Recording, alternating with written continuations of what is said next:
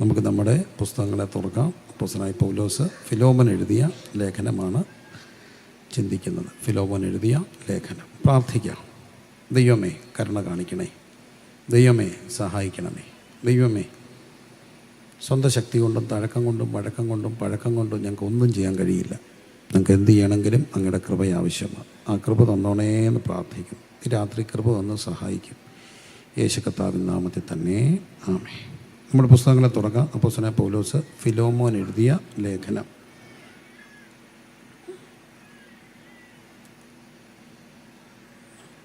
ആ ഒരു ലേഖനം നമുക്ക് ഈ രാത്രിയിലെ ചിന്തയ്ക്കായിട്ട് ധ്യാനിക്കാം. ലേഖനങ്ങൾ വായിക്കപ്പെടുമ്പോൾ പശ്ചാത്തലം വലിയൊരു കാര്യമാണ്. എന്താണ്, ഏതാണ്, എവിടെയാണ് അതറിയുന്നത് നല്ലതാണ് പഠിക്കാൻ വേണ്ടി. ഈ വ്യാഖ്യാതാവ് അഥവാ ഒരു ബൈബിൾ പ്രഭാഷകൻ്റെ ഏറ്റവും വലിയൊരു ദൗത്യം എന്ന് പറയുന്നത് ബൈബിൾ എഴുതിയ കോണ്ടസ്റ്റ് ഇന്നുകൊണ്ട് ആ വചനത്തെ മനസ്സിലാക്കിയിട്ട് ആ വചനത്തെ ഇന്നിൻ്റെ കോണ്ടസ്റ്റുമായിട്ട് ബന്ധിപ്പിക്കുക എന്നുള്ളതാണ് വ്യാഖ്യാതാവിൻ്റെ ഏറ്റവും വലിയ ഉത്തരവാദിത്വം, അല്ലേ? എഴുതപ്പെട്ട പശ്ചാത്തലത്തിൽ വേദപുസ്തകം മനസ്സിലാക്കി എഴുതപ്പെട്ട പശ്ചാത്തലത്തിൽ അതിനെ വ്യാഖ്യാനിച്ച് ഇന്നിൻ്റെ പശ്ചാത്തലവുമായിട്ട് ബന്ധിപ്പിക്കുക. പക്ഷേ 2000 വർഷം മുമ്പ് അല്ലെ അതിനേറെ വർഷങ്ങൾക്ക് മുമ്പ് എഴുതപ്പെട്ട പല പശ്ചാത്തലങ്ങളിൽ നിന്നുകൊണ്ട് എഴുതപ്പെട്ട ഈ പുസ്തകം എന്തുമാത്രം മാറ്റങ്ങൾക്ക് വിധേയമായ ഒരു സമൂഹത്തിലാണ് ഇന്ന് പ്രസംഗിക്കുക. പക്ഷേ അപ്പോഴും നമ്മുടെ കണ്ണ് നനയുന്നത്, അപ്പോഴും നമ്മൾ അതിനോട് പ്രതികരിക്കുന്നതാണ് ഇതിൻ്റെ ദൈവനിശ്വാസ്യത, അല്ലേ? എത്ര വർഷങ്ങളുടെ ഗ്യാപ്പായി. നമുക്കതിനറിയാം. നമ്മുടെ കാലഘട്ടത്തിലെ പല ക്ലാസിക് പുസ്തകങ്ങളും നമ്മൾ വായിച്ചിരുന്ന പല നോവലുകളും ഇന്ന് പിള്ളേർക്ക് അന്യമാണ്. അവർക്ക് അതിനോട് താല്പര്യമില്ലാത്ത കാലം. പക്ഷേ ഇന്നും ബൈബിള് ദൈവനിശ്വാസമായതുകൊണ്ടാണ് ഈ ഉത്തരാധുനിക ലോകത്തിൽ അത് വായിക്കുമ്പോൾ മനുഷ്യർക്ക് പരിവർത്തനങ്ങളുണ്ടാകും, വ്യത്യാസങ്ങളുണ്ടാകും. അതാണ് ബൈബിളിൻ്റെ ദൈവ നിശ്വാസി. അത് തെളിയിക്കുകയാണ് ബൈബിൾ പരിശുദ്ധാത്മാവിനാൽ എഴുതപ്പെട്ടതാണ് എന്നുള്ളത്. അപ്പോൾ അതുകൊണ്ട് ആ പശ്ചാത്തലം മനസ്സിലാക്കുക ഒരു ചെറിയ കാര്യമല്ല. അപ്പോൾ നമുക്ക് ഈ ലേഖനത്തിൻ്റെ ഒരു പശ്ചാത്തലം 10-ാം വാക്യത്തിൽ കാണുന്നുണ്ട്. ഒരധ്യായമേ ഉള്ളൂ. തടവിലിരിക്കുമ്പോൾ ഞാൻ ജനിപ്പിച്ച എൻ്റെ മകനായ ഒനേസിമോസിന് വേണ്ടി ആകുന്നു നിന്നോട് അപേക്ഷിക്കുന്നത്. തടവിലിരിക്കുമ്പോൾ ഞാൻ ജനിപ്പിച്ച, എന്നോട് ജെയിംസ് മാസ്റ്റർ ചോദിച്ചത് വെള്ളം വേണമെന്നാണ്. ഞങ്ങളോടുള്ള സ്നേഹം കൊണ്ടാണ് കേട്ടോ. വേറൊരാളാണെങ്കിൽ പുള്ളി അത്രയും വെള്ളം കൊണ്ടുത്തരത്തൊന്നുമില്ല. എന്നോടുള്ള ഒരു വലിയ അടുപ്പമുണ്ട്. അതുകൊണ്ടാണ്, മനസ്സുകൊണ്ട് ഞങ്ങൾ തമ്മിലുള്ള ഒരു അടുപ്പമുണ്ട്. അപ്പോൾ തടവിലിരിക്കുമ്പോൾ ഞാൻ ജനിപ്പിച്ച എൻ്റെ മകനായ ഒനേസിമോസിന് വേണ്ടി ആകുന്നു നിന്നോട് അപേക്ഷിക്കുന്നത്. അപ്പോൾ അപ്പോസ്തലനായ പൗലോസ് തടവിലാണെന്ന് നമുക്ക് മനസ്സിലാക്കാം. തടവിൽ കിടന്നുകൊണ്ട് എഴുതുകയാണ്. തടവ്, ജയില്, സുവിശേഷ നിമിത്തമുള്ള തടവാണ്. നമ്മളിന്ന് ശരിക്കും പറഞ്ഞാൽ ഇന്നിൻ്റെ കാലഘട്ടത്തെ നോക്കുമ്പോൾ ഒരുതരം ജയിൽ നിറയ്ക്കൽ സമരമാണ് പരിപാടിയാണ് ഉത്തരേന്ത്യയിലൊക്കെ നടക്കുക. സത്യമാണ്, നിഷേധിക്കാനാവാത്ത സത്യമാണ്. ജയിൽ നിറയ്ക്കൽ എന്നൊക്കെ നമ്മൾ കേട്ടിട്ടില്ലേ? സമരം, പിടിച്ചോണ്ട് പോവുക, ജയിൽ. അതൊന്നുമല്ല, ഉള്ള സുവിശേഷകരെ ഒത്തിരി എണ്ണത്തെ പിടിച്ച് ജയിലിലിടുന്ന ഒരു കാലഘട്ടമാണ്. ഒരുതരം ഭാഷമാരാണ് മിക്കവാറും ജയിലിലൊക്കെ എന്നുള്ളതാണ് സത്യം. നമ്മൾ ഈ അറിയുന്നതും കേൾക്കുന്നതും ഒക്കെ ഷെയർ ചെയ്യുന്നതും നമുക്കറിയാവുന്നവരെക്കുറിച്ചാണ്. നമ്മുടെ അറിവിലല്ലാത്ത എത്രയോ പേര് ജയിലിലുണ്ട് എന്നുള്ളതാണ് ഒരു സത്യം. പക്ഷേ അവിടെ നമ്മൾ ഓർക്കപ്പെടേണ്ട ഒരു കാര്യമുണ്ട്. സുവിശേഷകന് തടവുണ്ട്, പക്ഷെ സുവിശേഷത്തിന് എന്തില്ല? തടവില്ല. അതുകൊണ്ടാണ് ഇന്നും രാത്രിയിൽ ഇത് പ്രസംഗിക്കപ്പെടുക. സുവിശേഷത്തെ തടവിലാക്കാൻ ആരെല്ലോ നോക്കി, ലോക സാമ്രാജ്യങ്ങൾ നോക്കി, ഭയങ്കര ശക്തന്മാർ നോക്കി. പക്ഷേ ഇന്നും ജയഭേരി മുഴക്കി സുവിശേഷം പരക്കുന്നതും നിലനിൽക്കുന്നതും പ്രസംഗിക്കപ്പെടുന്നതും ഒരു സത്യമാണ്. സുവിശേഷകന് തടവുണ്ട്, പക്ഷേ സുവിശേഷത്തിന് എന്തില്ല? തടവില്ല. ബന്ധനങ്ങളില്ലാത്ത സുവിശേഷം. ഒന്ന് സ്തോത്രം ചെയ്തായിട്ട്. ബന്ധനങ്ങളില്ലാത്ത സുവിശേഷത്തിന് തടവുണ്ടോ? ഇല്ല. സുവിശേഷത്തെ തടവിലാക്കാൻ ഒക്കുമോ? ഇല്ല. അതിനല്ലേ എല്ലാവരും ശ്രമിക്കുക. പക്ഷേ സുവിശേഷകരുടെ തടവ് പോലും സുവിശേഷ വ്യാപ്തിക്ക് കാരണമാകുന്നുണ്ടെന്നുള്ളതാണ് സത്യം. ഇവിടെ തടവിൽ കിടക്കുകയാണ് അപ്പോസ്തലനായ പൗലോസ്. പക്ഷേ അവിടേക്ക് മറ്റൊരു സഹതടവുകാരൻ വന്നു. ആ തടവുകാരൻ്റെ പേര് എഴുതിയിട്ടുണ്ട്. ആരാണ്? ഒനേസിമോസ്. ഒനേസിമോസ് എന്ന് പറയുന്ന വ്യക്തി ഒരടിമ ആയിരുന്നു എന്ന് കാണാൻ കഴിയും. ഫിലോമോൻ്റെ വീട്ടിലെ ദാസനാണ്. പക്ഷേ ആ ദാസനെ അവിടെയൊക്കെ ചെല്ലപ്പെടേണ്ട സാഹചര്യങ്ങൾ ഉണ്ടായി കാണും. അതുകൊണ്ട് താഴെ വരുമ്പം കാണുന്നുണ്ട്, അവൻ നിനക്ക് എന്തെങ്കിലും തരാൻ കടംപെട്ടിട്ടുണ്ടെങ്കിൽ പൗലോസ് എന്ന ഞാൻ സ്വന്തം കയ്യാൽ എന്ത് ചെയ്തു കൊള്ളാം, തന്നുകൊള്ളാം. അപ്പോൾ എന്തൊക്കെയോ പ്രയാസങ്ങളൊക്കെ ഉണ്ടായിട്ടുണ്ട്. ആ ഒനേസിമോസ് രക്ഷിക്കപ്പെട്ട് കഴിഞ്ഞപ്പോൾ അവൻ എവിടെയായിരുന്നു അവിടേക്ക് അയക്കുക. അതൊരു വലിയ കാര്യമാണ്. സുവിശേഷ കുടുംബത്തെ ഒരാൾ കർത്താവിനെ സ്വീകരിച്ച് കഴിയുമ്പോൾ അവൻ എവിടെയായിരുന്നു അവിടേക്ക് അയക്കണം. അവിടെ ആദ്യം എവിടെയാ? യെരുശലേമിലും യഹൂദിയിലും ശമരിയയിലും ഭൂമിയുടെ അറ്റത്തോളം. അപ്പോൾ അവന് നിൻ്റെ അടുക്കിലേക്ക് മടക്കി അയക്കാൻ വേണ്ടി അവൻ്റെ കയ്യിലേക്ക് ഒരു കത്ത് കൊടുത്തു വിടുകയാണ്. അവിടെ ഒരു വാക്ക് ഉണ്ട്, അവൻ്റെ മുമ്പേ നിനക്ക് പ്രയോജനം ഇല്ലാത്തവൻ ഇപ്പോൾ എനിക്കും നിനക്കും ഒരുപോലെ പ്രയോജനമുള്ളവൻ. അപ്പം ഈ കത്ത് കൊടുത്തു വിടുന്ന ഒരു ചെറിയ കാര്യമാണ് നമ്മളിവിടെ കാണുക. പേഴ്സണൽ ലെറ്റർ ആണെങ്കിലും ഈ കാനോൻ പൂർത്തീകരിക്കപ്പെടുമ്പോൾ പരിശുദ്ധാത്മാവാണ് അതിനെ നിയന്ത്രിച്ചത്. സുന്നഹദോസുകളെയൊക്കെ നിയന്ത്രിച്ച് കാനോൻ്റെ പൂർത്തീകരണത്തിൽ ഈ ഒരു ചെറിയ കത്ത് വേദപുസ്തകത്തിൻ്റെ പുതിയ നിയമത്തിൻ്റെ ഭാഗമാകണമെന്ന് പരിശുദ്ധാത്മാവിന് നിർബന്ധം ഉണ്ടായിരുന്നു. അതെന്തുകൊണ്ടാണ്? അതിന് നമ്മളോട് സംസാരിക്കാനുള്ളത് കൊണ്ടാണ്.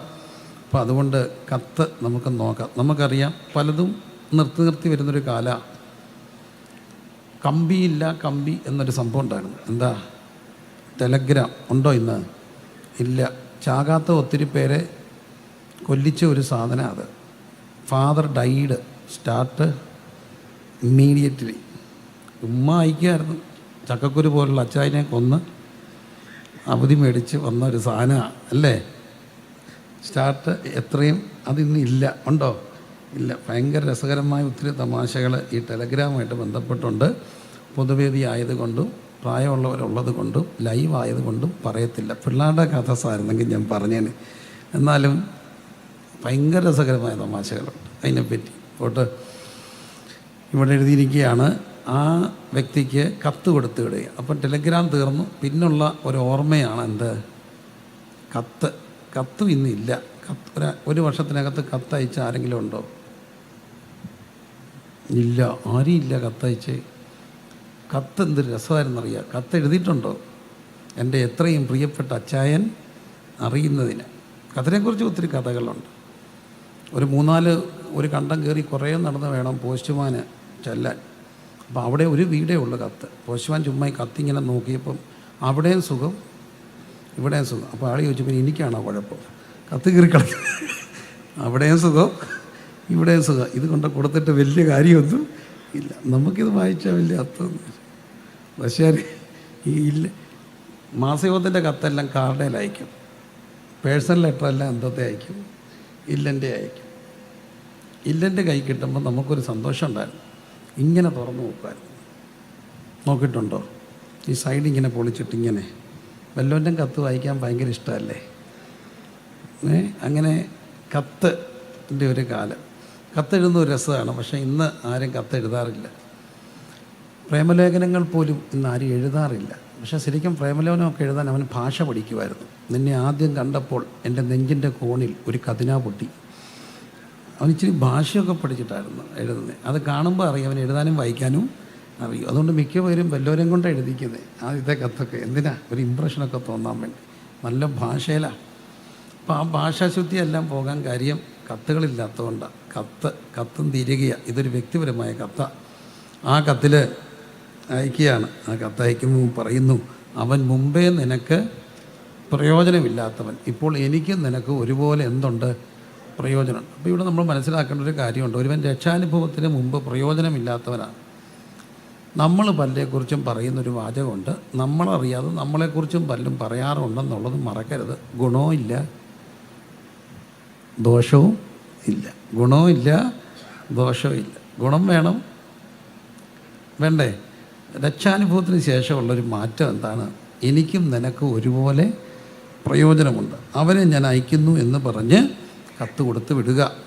ഈ കത്തിനകത്ത് നമ്മൾ വായിക്കുമ്പോൾ കാണുന്നുണ്ട്, അവന് 15-ാമത്തെ വാക്യം, അവൻ അല്പകാലം വേർവിട്ട് പോയത് അവനെ സദാകാലത്തേക്കും നിനക്ക് ലഭിക്കേണ്ടതിനായിരിക്കും. ഇതെൻ്റെ ജീവിതത്തിൽ വലിയൊരു മാറ്റം ഉണ്ടാക്കിയൊരു വചനമാണ്. അമ്മമാരുടെയൊക്കെ ഉറപ്പിലേക്ക് പറയുക. ഒരു നല്ല കുടുംബത്തിലെ പെൺകുട്ടി ഒരു സന്ധ്യയ്ക്ക് വീട്ടിൽ വന്നില്ല. മനസ്സിലാക്കാനേ ഉള്ളൂ, വീട്ടിൽ വന്നില്ല. പക്ഷേ അന്വേഷണത്തിൽ പിടികിട്ടി തീരെ ശരിയല്ലാത്ത ഏതോ ഒരു സ്ഥലത്ത് വഞ്ചിക്കപ്പെട്ട ഒരു അനുഭവത്തിൽ അവൾ ഇറങ്ങിപ്പോയതാണ്. ഞാൻ അന്ന് രാത്രി മുഴുവൻ തളർന്നു പോയ ആ മക്കളോടൊപ്പം ഇരിക്കുക, പേരൻസിനോടൊപ്പം നേരം വെളുക്കോളം ഇരുന്നു. അന്ന് ദൈവം തന്ന ഒരു വചനമാണ്, അല്പകാലത്തേക്ക് പോയത് സദാകാലത്തേക്കും ലഭിക്കേണ്ടതിന്. ഏതായാലും ദൈവം ഒരു അത്ഭുതം ചെയ്തു. രാവിലെ സുബുദ്ധി തോന്നിയ കുട്ടി തിരിച്ചു വന്നു. പ്രായത്തിൻ്റെ അപക്വതയെ സംഭവിച്ചതാണ്. വിശുദ്ധീകരിക്കപ്പെട്ട് വിമലീകരിക്കപ്പെട്ട് കർത്താവിൻ്റെ രക്തത്താൽ കഴുകപ്പെട്ട കുട്ടി ഇന്ന് അനുഗ്രഹിക്കപ്പെട്ട നിലകളിൽ ഒരു കുടുംബിനിയായി കഴിയുന്നുണ്ട്. ഏതെങ്കിലും ഒക്കെ നിലകളിൽ തൽക്കാലത്തേക്ക് മക്കളൊക്കെ ഒന്ന് അപകടത്തിൽപ്പെട്ടെന്നൊക്കെ തോന്നി നിങ്ങൾ പ്രയാസപ്പെടുകയൊന്നും വേണ്ട. പ്രയാസപ്പെടണം, തകർന്നു പോകരുത്. അവനെ അല്പകാലത്തേക്ക് നഷ്ടപ്പെട്ടത് എന്തിനാ? സദാകാലത്തേക്ക് ലഭിക്കേണ്ടതിന്. ഇവിടെ ഇരുന്ന പലരും ചിലരും ഇടക്കാലങ്ങളിൽ ഒന്നും നഷ്ടപ്പെട്ടതാണ്. പക്ഷേ ആരുടെയൊക്കെയോ കണ്ണീരും പ്രാർത്ഥനയും ഒക്കെ നമ്മളെ മടക്കി വരുത്തിയെന്നുള്ളതല്ലേ സത്യം? അതല്ലേ അതിൻ്റെ സത്യം? അല്പകാലത്തേക്ക് നഷ്ടപ്പെട്ട സമയങ്ങളിൽ കണ്ണീരോട് പ്രാർത്ഥിച്ച അച്ഛൻ കാണും, കണ്ണീരോട് പ്രാർത്ഥിച്ച അമ്മ കാണും, കണ്ണീരോട് പ്രാർത്ഥിച്ച ദൈവദാസന്മാരുണ്ട്, മാതാപിതാക്കളുണ്ട്. അവരുടെ പ്രാർത്ഥനയുടെ ഒപ്പന് 2 മക്കൾ ഒന്ന് പോയി. നഷ്ടപ്പെട്ടതിന് പാരബിൾസ് ഓഫ് ദ ലോസ്റ്റ് എന്നുള്ള പേരിലാണ് എല്ലാവരും പഠിപ്പിക്കുക. പക്ഷേ എനിക്കതിനോട് ഒരു ചെറിയ ബുദ്ധിമുട്ട്. അത് ലോസ്റ്റ് എന്നുള്ള ഒരു പാരബിളല്ല, ലോസ്റ്റ് ആൻഡ് ഫൗണ്ടാണ്. പോയതെല്ലാം തിരിച്ചു കിട്ടിയതാണ്. ലോസ്റ്റ് ആയിരുന്നെങ്കിൽ പിന്നെ എന്തിനാ പ്രസംഗിക്കുക? സുവിശേഷത്തിൻ്റെ സാങ്കത്യം എന്താ? എന്തിനാ പ്രസംഗിക്കുക? പോയ നല്ല സുവിശേഷം പറയുന്നത് പോയിട്ട് തിരിച്ചു വന്നു എന്നുള്ളതാണ് സുവിശേഷം. Hallelujah, hallelujah, hallelujah. എല്ലാവരും ചേർന്ന് പറഞ്ഞ് സദാകാലത്തേക്ക് ഒരു വ്യക്തിയും നഷ്ടപ്പെട്ടിട്ടില്ല, സദാകാലത്തേക്ക് ഒരു മക്കളും പോയിട്ടില്ല. അവനെ അല്പകാലത്തേക്ക് നഷ്ടപ്പെട്ടത് സദാകാലവും ലഭിക്കേണ്ടതിന്. ഈ രാത്രി ഇതൊരു സന്ദേശമാണ്. ഭാരപ്പെടുന്ന ആരോടോ ദൈവാത്മാവ് പറയുന്നു, അന്നേക്കുമായിട്ട് നഷ്ടപ്പെട്ടില്ല. വിശ്വസിച്ച് ആമേൻ പറയാവുന്നവരൊക്കെ ഒന്ന് ആമേൻ പറഞ്ഞേ. തെളിവ് ആരാ? തെളിവ് നമ്മളൊക്കെ തന്നെയാണ്. എവിടെങ്കിലുമൊക്കെ ഇടക്കാലങ്ങൾ ഇടറിപ്പോയിട്ടുണ്ട്. ഇടറിപ്പോകാത്ത ആരാ ഉള്ളേ? ഇടറിപ്പോയിട്ടുണ്ട്. പക്ഷേ ഇടറിപ്പോയവരെയൊക്കെ കർത്താവ് എന്ത് ചെയ്തു? മടക്കി വരുത്തി. ഹല്ലേലൂയ. അവനെ അല്പകാലത്തേക്ക് നഷ്ടപ്പെട്ടത് സദാകാലത്തേക്ക് ലഭിക്കേണ്ടതിനാ. പാരബിൾസ് ഓഫ് ദ ലോസ്റ്റ് അല്ലത്, parables of the lost and found, തിരിച്ചു കിട്ടിയെന്നുള്ളതാണ്. ഹല്ലേലൂയ. അവനെ സദാകാലത്തേക്ക് വേർപെട്ട്, അവൻ അല്പകാലം വേർപെട്ടു പോയത് സദാകാലത്തേക്ക് ലഭിക്കേണ്ടതിനാണ്. അതുകൊണ്ട് പറയുകയാണ്, അവൻ ഇനി ദാസനല്ല, ദാസന് മീതെ പ്രിയ സഹോദരനാണ്. അപ്പോൾ ഒറ്റയടിക്ക് അവൻ്റെ സ്റ്റാറ്റസ് മാറുകയാണ്. ഈ സ്ലേവറി ഇറാഡിക്കേഷൻ്റെ ഒക്കെ സമയത്ത് രക്തരൂക്ഷിതമായ വിപ്ലവങ്ങളൊക്കെ നടക്കുകയാണ്. നമ്മുടെ രാജ്യത്തും വർഗ വിപ്ലവങ്ങളൊക്കെ ഉണ്ടാകായിട്ടുള്ള ഒരു രാജ്യമാണ്. പക്ഷേ ഓർക്കപ്പെടേണ്ട ഒരു കാര്യമുണ്ട്, രക്തരൂക്ഷിതമായ മറ്റൊരുവനെ കൊന്ന് ഉള്ള ഒരു വിപ്ലവമല്ല വേദപുസ്തകം വിഭാവനം ചെയ്യുന്ന വിപ്ലവം. ഇവിടെ പറയുകയാണ്, അവൻ ഇനി ദാസനല്ല, ദാസന് മീതെ ആരായി? പ്രിയ സഹോദരന്.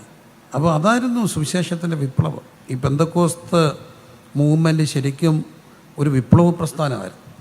വിപ്ലവ പ്രസ്ഥാനങ്ങൾക്ക് കഴിയാത്തത് സാധിച്ചത് പെന്തക്കോസ്ത് പ്രസ്ഥാനത്തിലാണ് എന്ന് പറയുന്നത് നിഷേധിക്കാനൊക്കത്തില്ല. വലിയ അസമത്വങ്ങൾ കുടിയിരുന്ന നമ്മുടെ ഒരു നാട്ടിൽ സുവിശേഷ നിമിത്തം ഇറങ്ങി വന്നപ്പോൾ കണ്ടു, അച്ചായനും വലിയ അച്ചായനും തമ്പ്രാനും അടിയാനും ഒക്കെ ഒരുമിച്ചൊരു പായയിരിക്കുന്നു, ഒരുമിച്ച് കൈയടിക്കുന്നു, ഒരു അപ്പത്തിൽ നിന്ന് കഴിക്കുന്നു, ഒരു പാത്രത്തിൽ നിന്ന് കുടിക്കുന്നു. ഞെട്ടി സമൂഹം. വിപ്ലവമാ, സ്നേഹത്തിൻ്റെ വിപ്ലവം. സ്നേഹത്തിന് കുരിശിന് 2 തലങ്ങളാണ്. ഒന്ന് മേപ്പോട്ട് നിരപ്പിക്കും, 2 ഇരു സൈഡിലോട്ടും എന്തു ചെയ്യും? നിരപ്പിക്കും. വിരിക്കപ്പെട്ട കൈകൾ അത് കാണിക്കുക. അപ്പം ഒറ്റയടിക്ക് ദാസൻ്റെ സ്റ്റാറ്റസ് മാറ്റിയതാണ് സുവിശേഷം. അവനിനി നിനക്ക് ദാസനല്ല, ദാസന് മീതെ ആരാ? പ്രിയ സഹോദരൻ. അപ്പം ദാസനെ സഹോദരനാക്കിയ ആ അനുഭവത്തെ നാം കാണുകയാണ്. അപ്പോൾ ആ കത്ത് ഒനേസിമോസിൻ്റെ കൈവശം കൊടുത്തു വിടുമ്പോൾ ആ കത്തിനെ നമുക്കൊന്ന് ധ്യാനിക്കാം. 3-ാം വാക്യം, ഈ ലേഖനത്തിൻ്റെ 3-ാം വാക്യം പുസ്തകങ്ങളുള്ളവരൊക്കെ നോക്കുക. നമ്മുടെ പിതാവായ ദൈവത്തിങ്കിൽ നിന്നും കർത്താവായ യേശു ക്രിസ്തുവിങ്കിൽ നിന്നും നിങ്ങൾക്ക് കൃപയും സമാധാനം. കൃപയും സമാധാനം. ആ വാക്ക് എല്ലാവരും ഒന്ന് ചേർന്ന് പറഞ്ഞേ, കൃപയും സമാധാനം. ഇന്ന് മനുഷ്യർക്ക് സത്യത്തിൽ എല്ലാവരും കൊതിക്കുന്നത് എന്തിനു വേണ്ടിയാണ്? സമാധാനത്തിന് വേണ്ടി. വലിയവർക്കും ചെറിയവർക്കും ഒരുപോലെ വേണ്ടത് എന്താ? സമാധാനം. കൊച്ചു പിള്ളേർക്കും അപ്പച്ചനും വേണ്ടത് എന്താ? സമാധാന. ഞാനൊരു വട്ടം വിദേശത്ത് താമസിക്കുക, അമേരിക്കയല്ല. ഈ വിദേശ മലയാളി പിള്ളേരുടെ സംസാരം കേൾക്കാൻ ഭയങ്കര ഇഷ്ടമാണ്. മലയാളമല്ല, ഇംഗ്ലീഷും അല്ല. അപ്പോൾ ഒരു കൊച്ചു കുഞ്ഞ്, നമ്മൾ പണ്ട് പറയാറില്ലേ, പിള്ളേരെ പിടിച്ച വീട്ടിലെ കാര്യങ്ങൾ എന്ത് അറിയാം. പോലീസ് വന്നപ്പം കൊച്ചൻ പറഞ്ഞെന്ന്, അച്ചായൻ തട്ടുംപുറത്ത് പോലും ഇല്ല എന്ന് പറഞ്ഞ കഥകളൊക്കെ കേട്ടിട്ടുണ്ട്. അപ്പം ഞാനൊരു കൊച്ചു കുഞ്ഞ് എന്നോട് വർത്തമാനം പറയുക. അവന് ഭയങ്കര ഇഷ്ടമായപ്പോൾ എന്നെ കെട്ടിപ്പിടിച്ചു പറഞ്ഞു, അങ്കിളെ അവൻ്റെ ആ ഇംഗ്ലീഷ് പാർട്ടിക്കണേ എന്നോടോ ചക്കരെ, ഞങ്ങളുടെ അമ്മച്ചി ഞങ്ങളുടെ അമ്മയ്ക്ക് ഒരു സമാധാനവും കൊടുക്കത്തില്ല. പാവം പറഞ്ഞു, അങ്ങനെ വളരെ സങ്കടപ്പെട്ടാ പറഞ്ഞു, എൻ്റെ അമ്മയ്ക്ക് ഒരു സമാധാനം കൊടുക്കുകയല്ല, സമാധാനം പ്രാർത്ഥിക്കും. അപ്പോൾ അവൻ കേൾക്കുന്നൊരു വാക്കാണ് അമ്മ പറയുന്നത്, ഇത് അമ്മച്ചി എനിക്ക് ഒരു സമാധാനവും തരത്തില്ല. ഇപ്പം കൊച്ചു പിള്ളേർ മുതൽ വലിയവർ വരെ ആഗ്രഹിക്കുന്ന ഒരു കാര്യമാണ് എന്ത്? സമാധാനം. അതെന്താണ് നമുക്ക് ഇങ്ങോട്ട് ഡിഫൈൻ ചെയ്യാൻ ഒത്തില്ലെങ്കിലും മനസ്സിൻ്റെ അടക്കമാണ് സമാധാനം. എല്ലാവരും ആഗ്രഹിക്കുകയാണ് പീസ്, സമാധാനം. ഈ സമാധാനം എന്ന് പറയുമ്പോൾ അതിന് പ്രധാനമായിട്ടും 3 തലങ്ങളുണ്ട്. ഒന്നാമത്തെ തലം മനുഷ്യനും ദൈവവുമായിട്ടുള്ള സമാധാനമാണ്. ഈ മനുഷ്യനും ദൈവവുമായിട്ടുള്ള സമാധാനം പോയതാണ് മനുഷ്യൻ്റെ പ്രശ്നമെന്ന് പറയുന്നത്. ഈ ദൈവവും മനുഷ്യനും കൂടെ ഭയങ്കര ഹാർമണിയിലായിരുന്നു. അതുകൊണ്ടാണ് ഉൽപ്പത്തി പുസ്തകം 3-ാം അധ്യായത്തിലാണ് പാപം കാണുക. 3-ാം അധ്യായത്തിൽ നമ്മൾ കാണുന്നുണ്ട്, വെയിലറിയപ്പം ദൈവം തോട്ടത്തിൽ നടക്കുന്ന ഒച്ച കേട്ടു. അപ്പോൾ അന്ന് വരെ ഈവനിങ്ങിൽ ഇവർ നടക്കാൻ പോയിരുന്ന 3 പേരും കൂടെ, ആരൊക്കെയാ? ആദാമും ഹവ്വയും ദൈവവും കൂടെ. ദൈവവും ആദവും ഹവ്വ 3 പേരും കൂടെ ഒന്നിച്ചുള്ള ഭയങ്കര ഹാർമണിയായിരുന്നു, ഭയങ്കര സമാധാനമായിരുന്നു. അന്ന് അവർക്കും സമാധാനമായിരുന്നു. അതുകൊണ്ടാണ് ആദം ഹവ്വയെ കണ്ടപ്പോൾ ഒറ്റ പാട്ട് പാടി. ലോകത്തെ ആദ്യത്തെ കാവ്യം ആര് പാടിയതെന്നറിയാമോ? ആരാ പാടിയേ? ലോകത്തെ ആദ്യത്തെ പാട്ട് പാടിയത് ആരാന്നറിയാമോ? ആരാ? ആദാമ. ആരെ കണ്ടപ്പോഴാണ് പാടിയേ? ഹവ്വയെ കണ്ടപ്പോഴാണ് പാടിയേ. എന്താ പാടിയെന്നറിയാമോ? ഇവളെൻ്റെ അസ്ഥിയിൽ നസിയും മാംസത്തിൽ നിന്ന് മാംസം. അതൊരു ഹീബ്രു പോയറ്റിക് ലാംഗ്വേജാണ്. ഇപ്പോൾ ഹീബ്രു പോയമാ. അവളെൻ്റെ അസ്ഥിയും നസ്തിയും മാംസത്തിൽ നിന്ന് മാംസമാണ്. അത് പാട്ടാ. സത്യം പറഞ്ഞാൽ എന്താ അവൻ പാടിയേ? ഇവളാണ് എൻ്റെ അസ്ഥി. അർത്ഥം, അസ്ഥി എന്തിനെ കാണിക്കുന്നു? അസ്ഥി എന്തിനെ കാണിക്കുന്നു? ശക്തിയെ കാണിക്കുന്നു. മാംസം ബലഹീനതയെ കാണിക്കുന്നു. ഇവളെൻ്റെ അസ്ഥിയാണ്, ഇവളെൻ്റെ ശക്തിയാണ്, ഇവളെൻ്റെ മാംസമാണ്, ഇവളെൻ്റെ ബലഹീനത. ശരിക്കും പറഞ്ഞാൽ അവളെൻ്റെ അസ്ഥിയല്ലേ? അവളല്ലേ ശക്തി?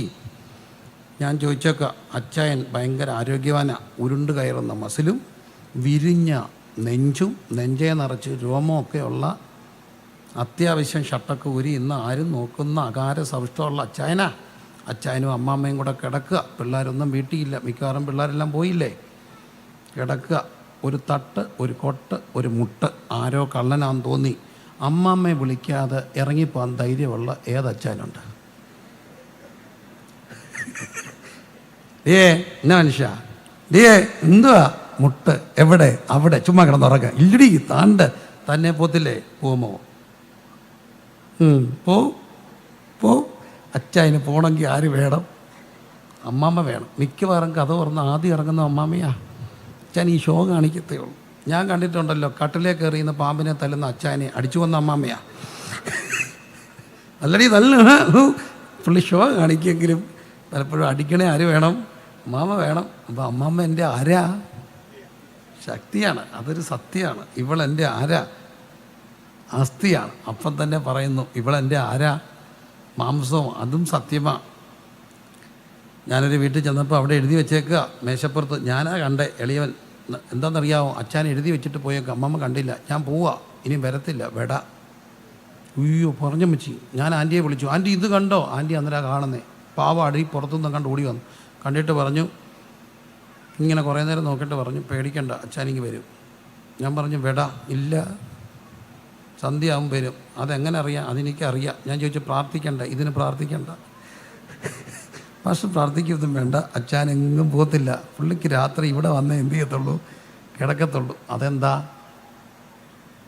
ബലഹീനതയാ. ഇവളെന്നെ എന്താക്കും? ബലഹീനയാക്കും. സത്യമല്ലേ? കണ്ണീരാന്നേലും വിരട്ടിയാണേലും കരഞ്ഞാണെങ്കിലും അവൾ അവനെ എന്താക്കും? ബലഹീനാക്കും. ആദ്യം കരഞ്ഞു നോക്കും, ഒത്തില്ലെങ്കിൽ എന്ത് നോക്കും? വിരട്ടി നോക്കും. മനുഷ്യൻ ഞാൻ കാണിക്കും, ഞാൻ കണ്ടോ അവത്തേലയാൾ വീഴും. അപ്പോൾ ഒന്നീ സാമധാന ഭേദദണ്ണം അത് വെച്ച് ഇവളെൻ്റെ ആരാ? ബലഹീനതയാണ്. അസ്ഥിന്ന് അസ്ഥിയും മാംസത്തിൽ നിന്ന് മാംസവുമായ മനുഷ്യൻ. ആദ്യത്തെ പോയമ. അപ്പം ഞാൻ പറഞ്ഞു വന്നത്, അവർ ഭയങ്കര ഹാർമണിയിലായിരുന്നു. ഹാർമണിയിലാകാൻ കാര്യം ദൈവത്തോടെന്തായിരുന്നു?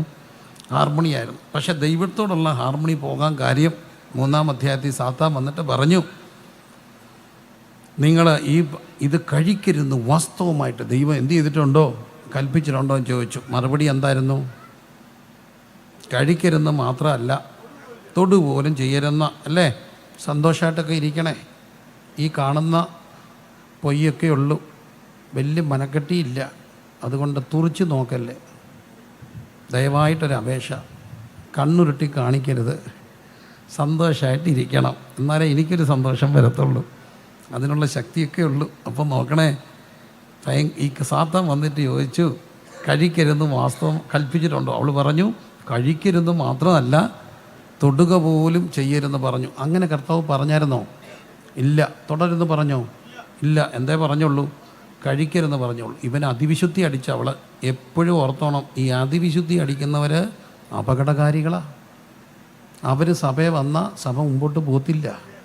അതിവിശുദ്ധിയും പാപമാ, അപകടമാ, അതിവിനയവും പാപമാണ്.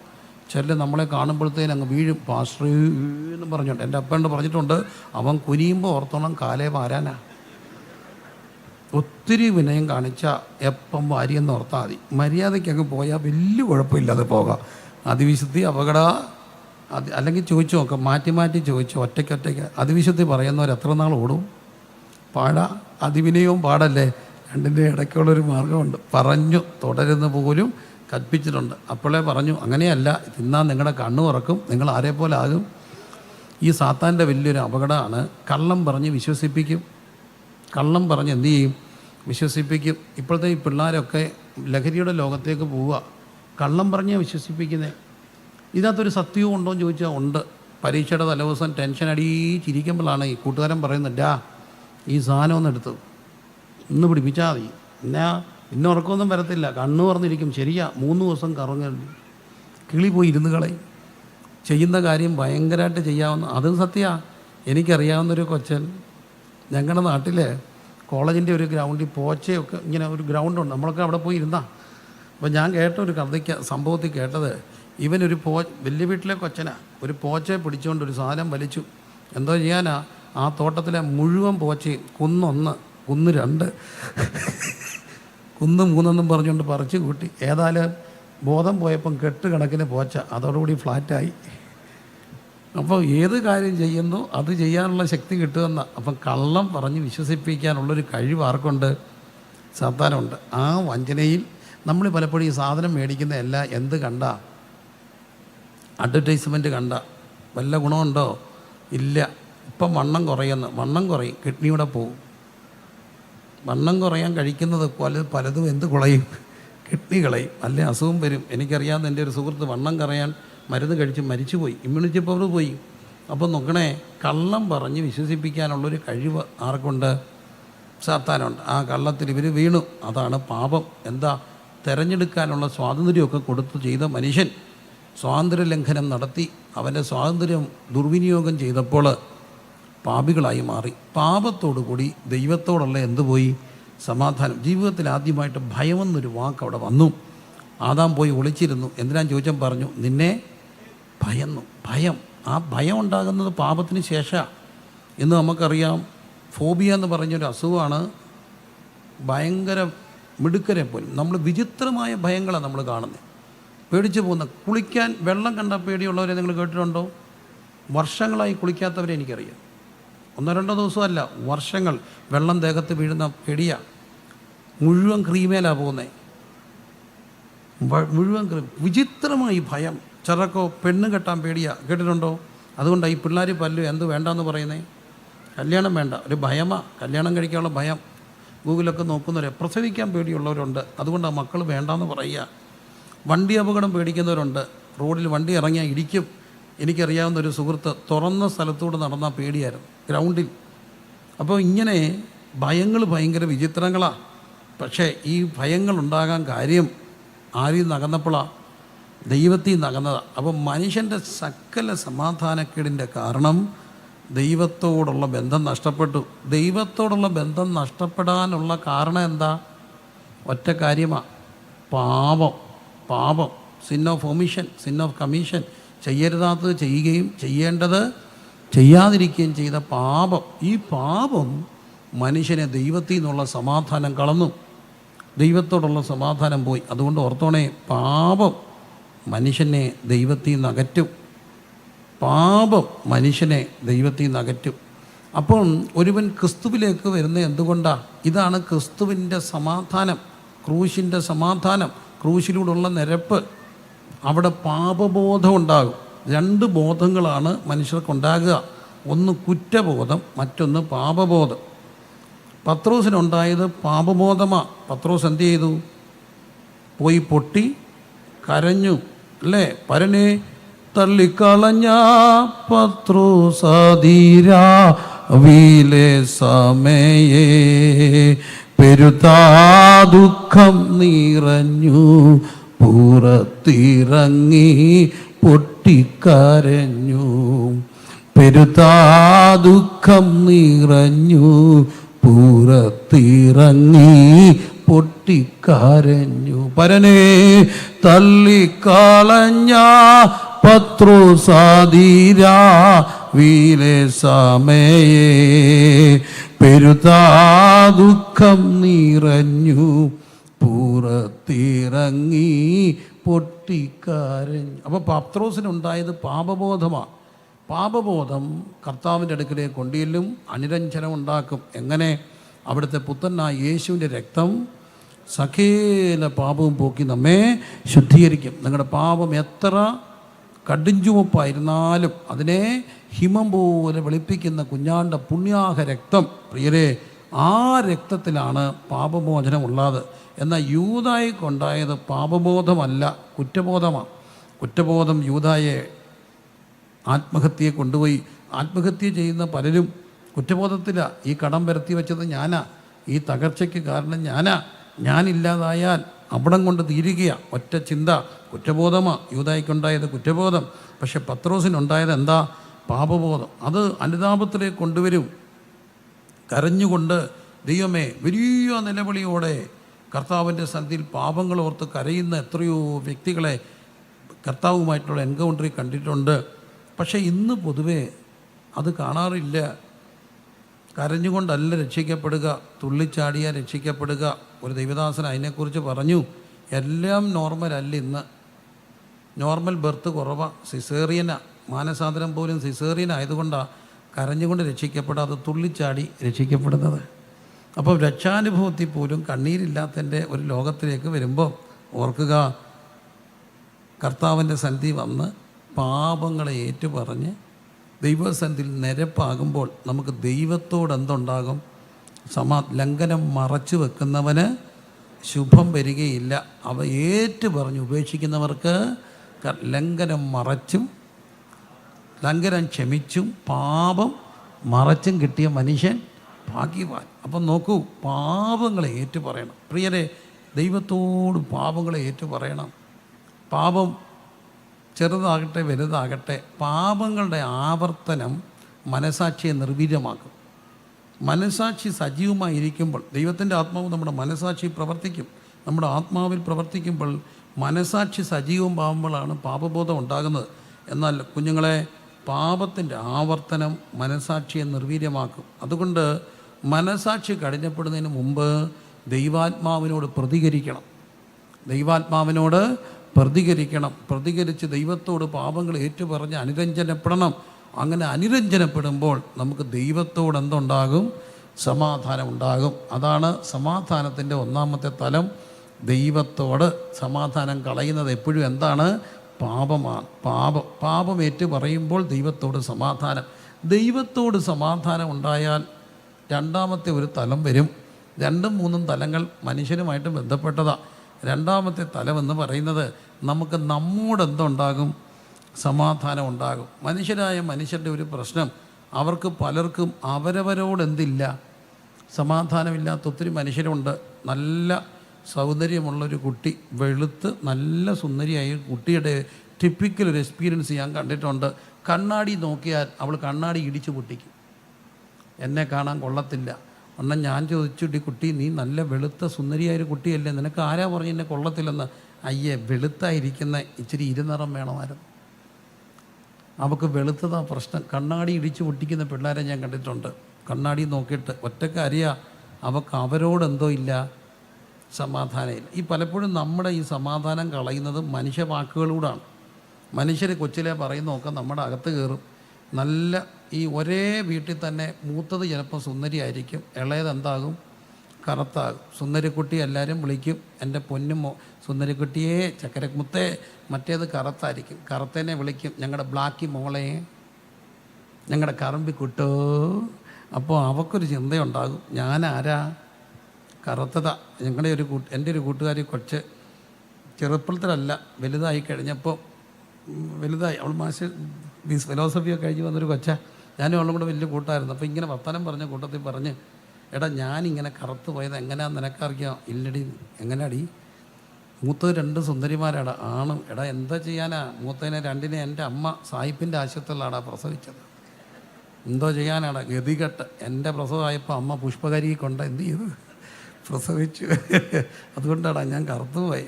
അപ്പം കറുത്തതോ വെളുത്തതോ ഇങ്ങനെ നമ്മുടെ അകത്ത് കിടക്കുന്ന ഒത്തിരി കാര്യങ്ങൾ നമ്മളോടുള്ള എന്ത് പോകും, സമാധാനം കളയാം അല്ലേ? അപ്പോൾ സമാധാനം പല നിലകളിൽ തകർക്കപ്പെടാം. അത് അകത്ത് സത്യങ്ങളായി കിടക്കും. ദൈവത്തോട് രഞ്ജനപ്പെടുമ്പോഴാണ് ഈ അസത്യങ്ങൾ പുറത്തു പോകുന്നത്. അസത്യങ്ങൾ പുറത്തു പോകുമ്പോൾ നമ്മളെ ദൈവത്തിൻ്റെ കണ്ണിൽ കൂടെ കാണാൻ തുടങ്ങും. നമ്മളെല്ലാവരും തന്നെ നമ്മളെ കണ്ടത് ആരുടെ കണ്ണിൽ കൂടാ?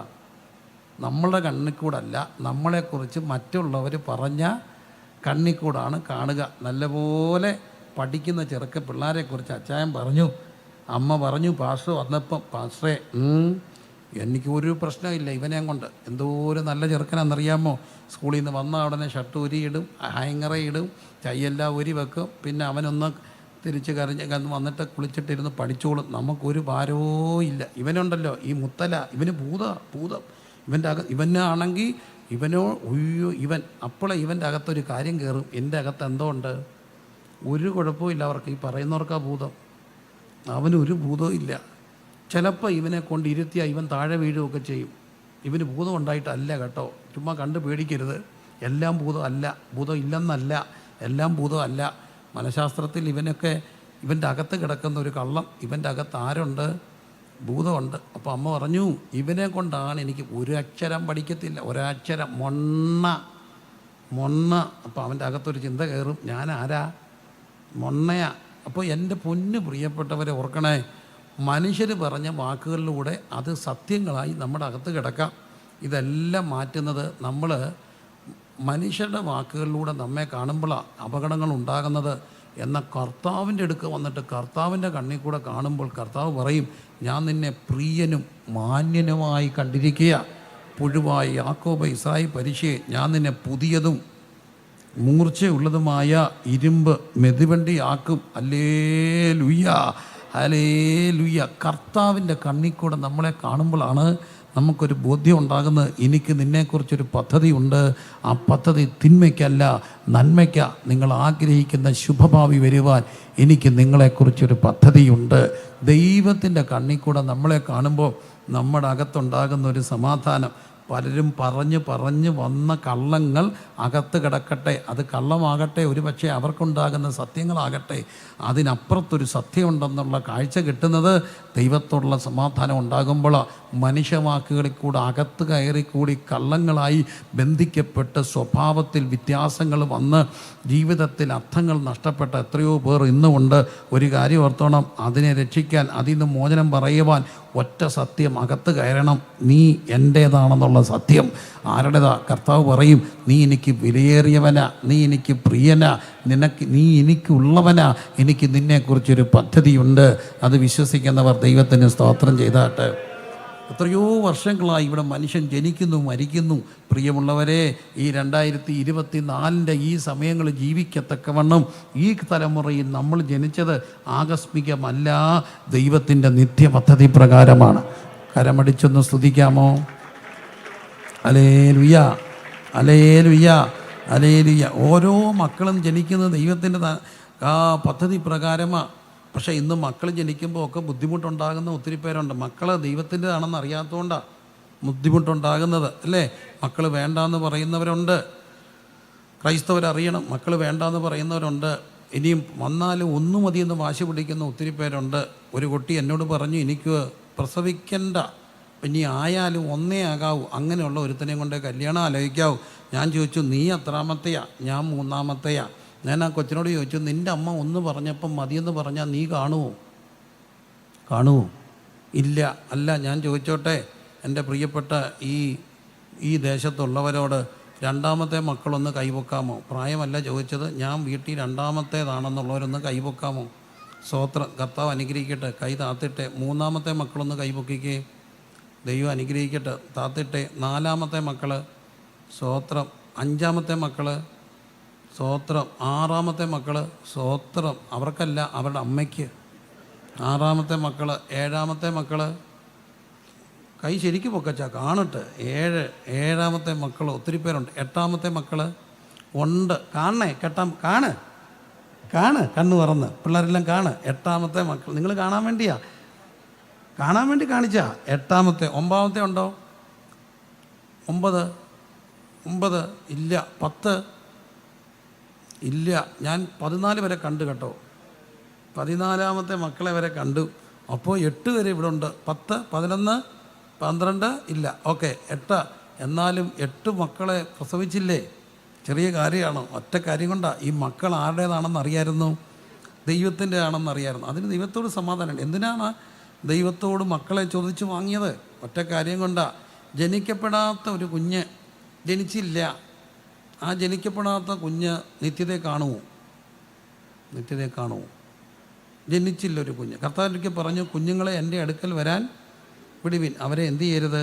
തടയരുത്. ജനിക്കപ്പെടാത്തൊരു കുഞ്ഞ് സ്വർഗത്തിൽ കാണുമോ? ഇല്ല.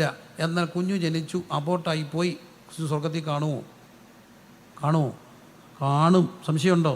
ഇല്ല. കുഞ്ഞ് ജനിച്ചു, ഒരു 2 മാസം കഴിഞ്ഞപ്പോൾ മരിച്ചുപോയി, നിത്യതയെ കാണുമോ? കാണും. ആമേൻ പറയാമോ? ജനിക്കപ്പെടാതെ പോകുന്ന കുഞ്ഞ് എവിടെ ചെല്ലത്തില്ല? നിത്യതയിൽ. ചുരുക്കത്തിൽ ഒത്തിരി കുഞ്ഞുങ്ങൾ വേണമെന്നല്ല ഞാൻ പറഞ്ഞത്. ദൈവം ഇന്നിൽ നമ്മളിലൂടെ ലഭിക്കാൻ സാധ്യതയുള്ള ഓരോ കുഞ്ഞും നിത്യതയ്ക്കുള്ളവരാണെന്നുള്ള തിരിച്ചറിവൂടെ ഉണ്ടാകണം. നിത്യതയിൽ നിന്ന് നിത്യതയിലേക്കുള്ള യാത്രയിൽ ദൈവത്തോടൊപ്പം നമ്മൾ പങ്കുചേരുന്ന എന്തിനു വേണ്ടിയാണ്? ദൈവിക സമാധാനത്തിൽ മക്കളെ വളർത്താൻ വേണ്ടിയാണ്. അപ്പം നോക്കൂ, ദൈവിക സമാധാനം നമ്മുടെ അകത്ത് വ്യാപരിക്കുമ്പോഴായി ഭയങ്ങളൊക്കെ പുറത്തു പോകുന്നത്. ആ ഭയങ്ങൾ പുറത്തു പോകണമെങ്കിൽ ഒന്നാമത്തെ കാര്യം, ദൈവത്തിൻ്റെ കണ്ണിൽ കൂടെ ആരെ കാണണം? നമ്മളെ കാണണം. ആമേൻ പറഞ്ഞേ. മനുഷ്യരുടെ കണ്ണിൽ കൂടെ കാണാമോ? പാടില്ല. ആരുടെ കണ്ണിൽ കൂടെ കാണണം? ദൈവത്തിൻ്റെ കണ്ണിൽ കൂടെ കാണണം. ദൈവത്തിൻ്റെ കണ്ണിൽ കൂടെ കാണുമ്പോഴാണ് നമുക്ക് നമ്മളിലൊരു സമാധാനം ഉണ്ടാകുക. തന്നിൽ സമാധാനമുള്ളവർക്കേ മറ്റുള്ളവരോട് എന്തുണ്ടാകത്തുള്ളൂ?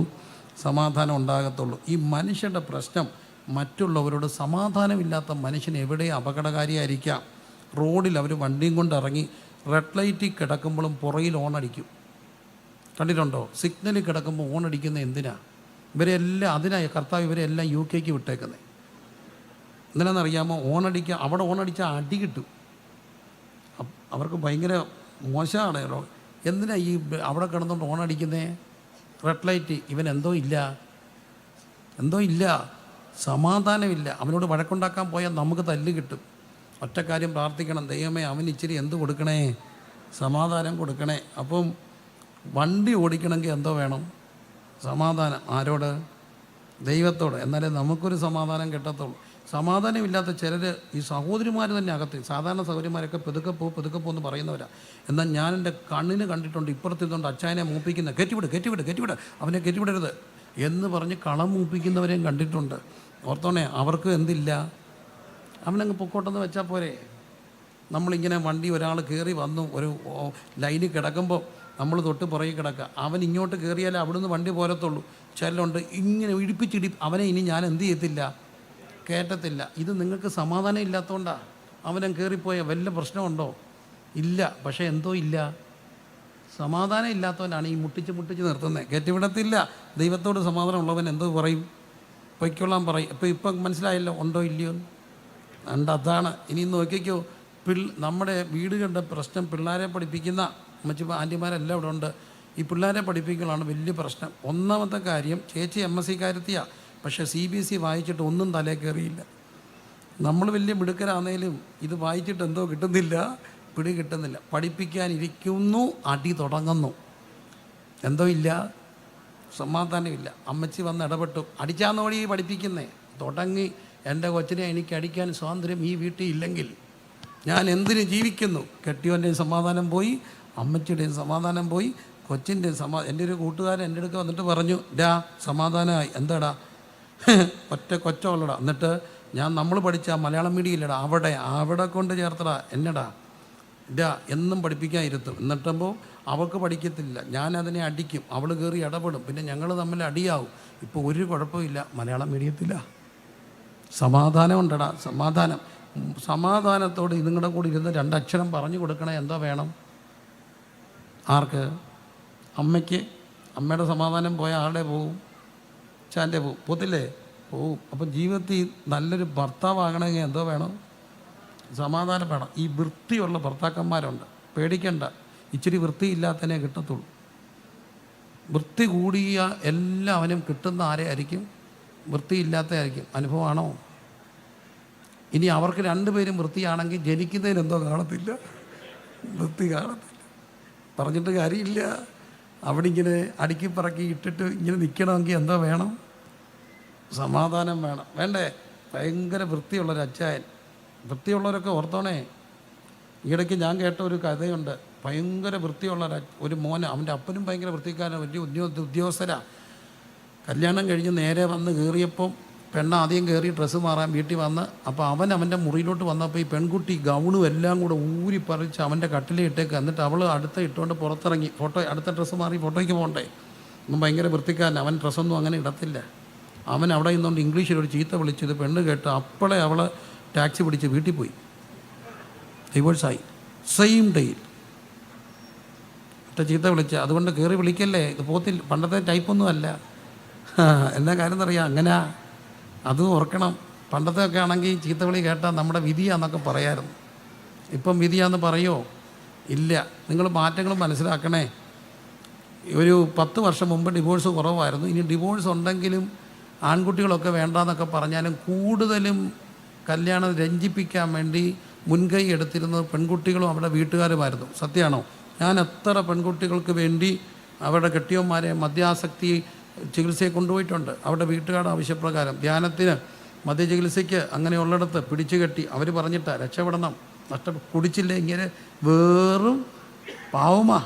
പക്ഷേ അടുത്തിടയ്ക്കുണ്ടായ ഒരു മാറ്റങ്ങളുണ്ട്. കോവിഡ് ഒരു 10 വർഷത്തിന് ശേഷമുള്ള മാറ്റമാണ്. ഇപ്പം ആൺകുട്ടികളാണോ പെൺകുട്ടികളാണോ ഡിവോഴ്സിന് മുൻകൈ എടുക്കുന്നത്? പെൺകുട്ടികളാണ്. സത്യമാണ്. കണക്കാണ് കേട്ടോ, കണക്കുകളാണ്. നോക്കിക്കോ. ആരുടെയെങ്കിലും ഫാമിലി കോർട്ടിൽ വർക്ക് ചെയ്യുന്ന വക്കീലന്മാരോട് പോയി ചോദിച്ചോ, അല്ലെ കൗൺസിൽ. കൂടുതലും ആര് ഇനിഷ്യേറ്റീവ് എടുക്കുന്നു? പെൺകുട്ടികൾ. ഇതിനൊരു മാറ്റമുണ്ട്. പെൺകുട്ടികളിപ്പം ഭയങ്കര മോഡേണാണ്, ആക്റ്റീവാണ്, നല്ല കഴിവാണ്. ചെറിയ തെളിവ് പറയാം, ശ്രദ്ധിച്ചാൽ മതി. ആൺകുട്ടികളിപ്പോൾ അല്ലേ ഇപ്പോൾ ഈ ട്രൗസർ ഇട്ടുകൊണ്ട്, ആണും പെണ്ണും എല്ലാം ഈ നിക്കർ ഇട്ടുകൊണ്ടാണ് നടക്കുക. ട്രൗസർ അല്ലേ? ആൺകുട്ടികളുടെ നിക്കറിന് എന്തോരം ഇറക്കം കാണും? ഫോർമലായിട്ടൊക്കെ നിക്കറിട്ടുണ്ട്, എന്തോരം ഇറക്കം കാണും? പറഞ്ഞോടോ, അവനൊരു ആൺകുട്ടിയല്ലേ. എവിടം വരെ? അവിടം വരെ. സമ്മതിച്ചേ? ഒന്ന് എഴുന്നേറ്റ് കാണിക്കാമോ? ചമ്മലില്ലെങ്കിൽ. അതാണ്ട് എത്ര വരെ? മുട്ട് വരെ. കണ്ടല്ലോ, മോൻ അവിടെ തന്നെ നിന്നിട്ടെന്ന് പറയാം. പെൺപിള്ളാരുടെ നിക്കറിന് എവിടം വരെ ഇറക്കമുണ്ടോ? എവിടെ?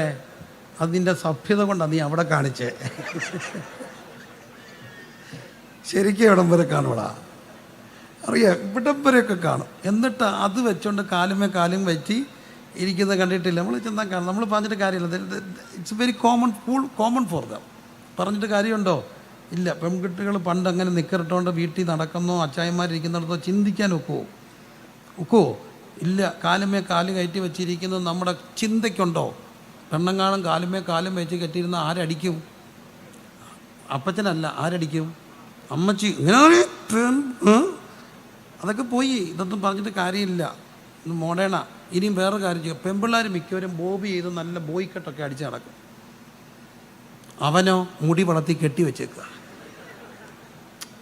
നിങ്ങൾ ശ്രദ്ധിച്ചോ? അവൻ മുടി എന്ത് ചെയ്തേക്കുക?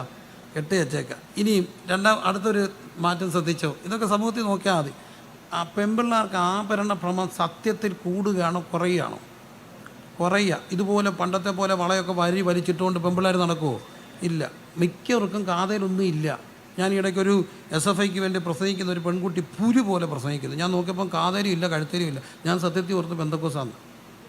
എന്തൊക്കെ പിള്ളേർക്ക് എങ്ങനെ വലിയ ഇനി ഇടുവാണെങ്കിൽ ഒരു ചെറിയ നൂല് മാലയും അതിൻ്റെ അറ്റത്തൊരു ഡയമണ്ട് ലോക്കറ്റുമാണ്. പക്ഷേ ആമ്പിള്ളേർ നോക്കിക്കേ, ഇവിടെ കുത്തി, ഇവിടെയും കുത്തി, ഇവിടെയും കുത്തി, കുത്താവുന്നിടത്തല്ല എന്ത് ചെയ്തു? കുത്തി. അവൾ മുടി ബോബ് ചെയ്ത് ബുള്ളറ്റേ പോകുമ്പോൾ ഇവ മുടി കെട്ടി വെച്ച് ആക്റ്റീവായാൽ അവിടെ പുറകെ. അവനോടാണ് ഉപദേശിച്ച് പറയുന്നത്, അവളോട് ഭാര്യ ഭർത്താവിന് കീഴ്പ്പെട്ടിരിക്കും. അവൾ പറഞ്ഞു, ബാടാ നമുക്ക് പോയിട്ട് വരാം, അവിടെ കറങ്ങാൻ പാടാ.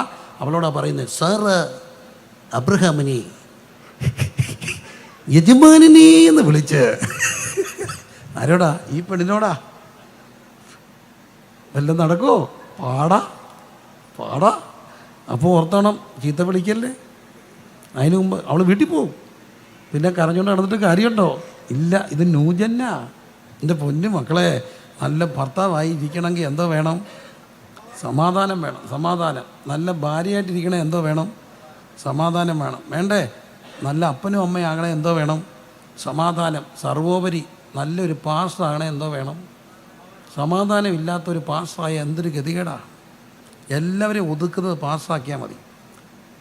ഇച്ചിരി ഞാൻ വലിയ കുടുംബത്തിലെയാണ് എന്നൊക്കെ എനിക്കിതിൻ്റെ ഒന്നും ആവശ്യമില്ലെന്നവരെ പറയുന്നവരൊക്കെ ചില സഭയെ കൊണ്ട് വിട്ടാൽ മതി. ഒറ്റ വർഷം കൊണ്ട് ഒതുങ്ങി റെഡിയാകും. അങ്ങനെയാണ്. അതുകൊണ്ട് അവൻ കണ്ണാടി അവൻ പറഞ്ഞ് ശരിയാണ്, ഒതുങ്ങി കൈ കൊടുക്കും. ഇല്ലടാക്കളെ അട്ടത്തട അവനതറിയാം. കണ്ടോ? നല്ല ഒതുക്കി കൊടുക്കും. പഴയ പാട്ട് പാടിയ കുറ്റം പറയുന്നവരുണ്ട്, പുതിയ പാട്ട് പാടിയ കുറ്റം പറയുന്നവരുണ്ട്. ആർക്കും അറിയാൻ വയ്യാത്തൊരു പാട്ടും കൊണ്ട് വന്നേക്കുക. ശാന്തമായിട്ട് പ്രസംഗിച്ചാൽ ഇഷ്ടപ്പെടുന്ന കുറച്ച് പേരുണ്ട്. പക്ഷേ അന്നേരം നമ്മുടെ കുറേ അമ്മാമ്മമാരെ പറയും, അവർക്കൊരു എന്തോ ഇല്ല, ആത്മാവില്ല. ആത്മാവുള്ളത് വന്നാൽ അച്ചായന് ഇഷ്ടപ്പെടത്തില്ല. ഉമ്മാ ബഹളം അച്ഛാ, ഈ പെണ്ണുങ്ങളായിട്ട് നമുക്ക് അവർക്ക് ഇത് വേണ്ട, ഇവർക്ക് അത് വേണ്ട. പാഷ എന്തോ ചെയ്യും? പാഷ ഒരു ദിവസം ശാന്തമാകും, ഒരു ദിവസം അഗ്രസീവാകും. കാരണം അതാണ് പാസ്റ്റർ. എല്ലാവരെയും കൊണ്ടുപോകണ്ടേ പാസ്റ്ററെ? വേണം.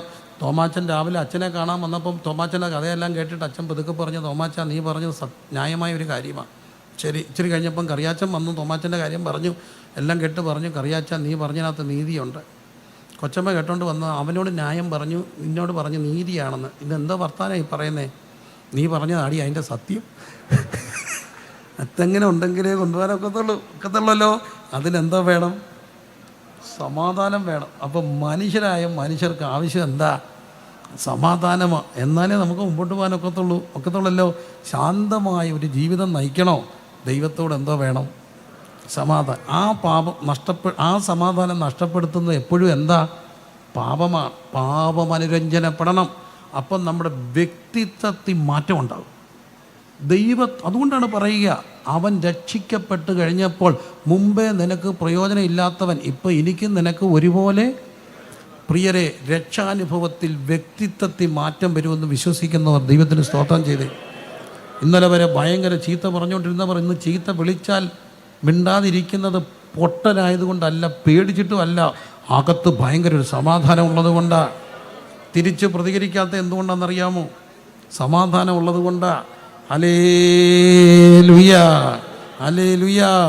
വിസ അടിച്ചു, UK വിസയും മേടിച്ചുകൊണ്ട് അച്ചായം വന്നിരിക്കുക. പോവാ, ടിക്കറ്റും കിട്ടി, പോകാൻ വന്ന് കടവിലിറങ്ങി നിന്നപ്പോൾ ആരണ്ടോട് യാത്ര പറയാൻ ചെന്നപ്പോൾ പഴയ ഒരു വൈരാഗ്യം വെച്ചിട്ട് ഒരുത്തം വന്നിട്ട് ചൂടായി. എന്താടാ എന്നൊക്കെ ഞാൻ കാണിച്ചു തരാടാ, ഇങ്ങോടാ. ഇളങ്ങ് മാറി മാറി പോയിട്ട് ഇയാൾ പുറകെ അടക്കുക. തിരിച്ച് ഒരൊറ്റ അട്ടി കൊടുക്കാൻ കൈ എടുത്തപ്പോഴാണ് കൈ പോക്കറ്റെ തട്ടി. പോക്കറ്റ് എന്തോ ഇരിക്കുക? വിസയും പാസ്പോർട്ടുമാണ്. പുള്ളി അകത്ത് പറഞ്ഞു, നിന്നോട് മിണ്ടിയ നീ കേസ് കൊടുക്കും, എൻ്റെ പോക്ക് തടയും. പക്ഷേ ഒരു കാര്യമുണ്ട്, അടുത്ത ആഴ്ച നീ മുണ്ടും മടക്കി കുത്തി ഇവിടെ ഈ ടൗണിൽ കാണും. ഞാൻ എവിടെ പോവും? മേളിക്കൂടെ പോവും. നമ്മളീ പലരും മിണ്ടാതിരിക്കുന്ന ഒറ്റ കാര്യം കൊണ്ടാണ്. ഞങ്ങളെ മണ്ടരാക്കല്ലേ. ഞങ്ങളുടെ വിസ പോകാതിരിക്കാൻ മിണ്ടായിരിക്കുക. ഞങ്ങൾ പോകുമ്പോഴും നിങ്ങളിവിടെ മുണ്ട് മുടക്കി കുത്തി കാണുമെന്നുള്ള അറിവുകൊണ്ടാണ് പലപ്പോഴും ഉണ്ടായിരിക്കുന്നത്. അതെന്തുകൊണ്ടാണ്? ദൈവത്തിൻ്റെ എന്തുകൊണ്ട്? സമാധാനം. ഈ സമാധാനത്തിനായി സ്തോത്രം ചെയ്താട്ട്. അതുകൊണ്ടാണ് കർത്താവായ യേശുക്രിസ്തു പറഞ്ഞു, അവൻ അത്ഭുത മന്ത്രി, വീരനാം ദൈവം, നിത്യപിതാവ്, സമാധാന പ്രഭു. ഈ മനുഷ്യൻ്റെ സമാധാനം നഷ്ടപ്പെടുത്തുന്ന എല്ലാ മേഖലകളിലേക്കും ക്രിസ്തുവിൻ്റെ ഇടപെടലുണ്ടായി. ഒന്ന് പാപമായിരുന്നു. അതുകൊണ്ടാണ് കാനായിലെ വീട്ടിൽ വെച്ച് 6 കൽപ്പാത്രങ്ങളെ കാണുന്നുണ്ട്. ദേഹശുദ്ധി വരുത്താൻ 6 ഉള്ളൂ, 6 മനുഷ്യസംഖ്യ. പക്ഷേ 7ാമതൊരു കൽപ്പാത്രമുണ്ട്, അതിലെ ആത്മശുദ്ധി നടക്കത്തുള്ളൂ. പാപം മോചിക്കപ്പെടാൻ വേണ്ടിയാണ് മനുഷ്യർ പുണ്യസ്ഥലങ്ങളിലേക്ക് പോകുന്നു, പുണ്യ നദികളിൽ പോയി സ്നാനം എടുക്കുന്നു. എന്തിനാ? കഴുകുന്നു. പാപം കഴുകാനാണ് യുഗങ്ങളായിട്ടുള്ള മനുഷ്യൻ്റെ ശ്രമം. അതിനുവേണ്ടി തീർത്ഥാടനങ്ങൾ, പുണ്യസ്ഥലങ്ങൾ, സന്ദർശനങ്ങൾ, ഇതെല്ലാം ഒരു പരിധിവരെ വിശ്വാസത്തിൻ്റെ അടിസ്ഥാന എല്ലാ ബഹുമാനത്തോടും കണ്ടുകൊണ്ട് പറയട്ടെ. അതിനെല്ലാം ആദരവോട് കണ്ടുകൊണ്ട് പറയുമ്പോൾ ഒരു നദിയുണ്ട് കേട്ടോ, ചങ്കിന്ന് ഒഴുകുന്നൊരു നദി. ആ നദിക്കകത്തൊഴുകുന്ന രക്തത്തിൽ മുങ്ങിയാൽ ഹിമം പോലെ വെളുക്കുന്ന പുണ്യാഹ രക്തം.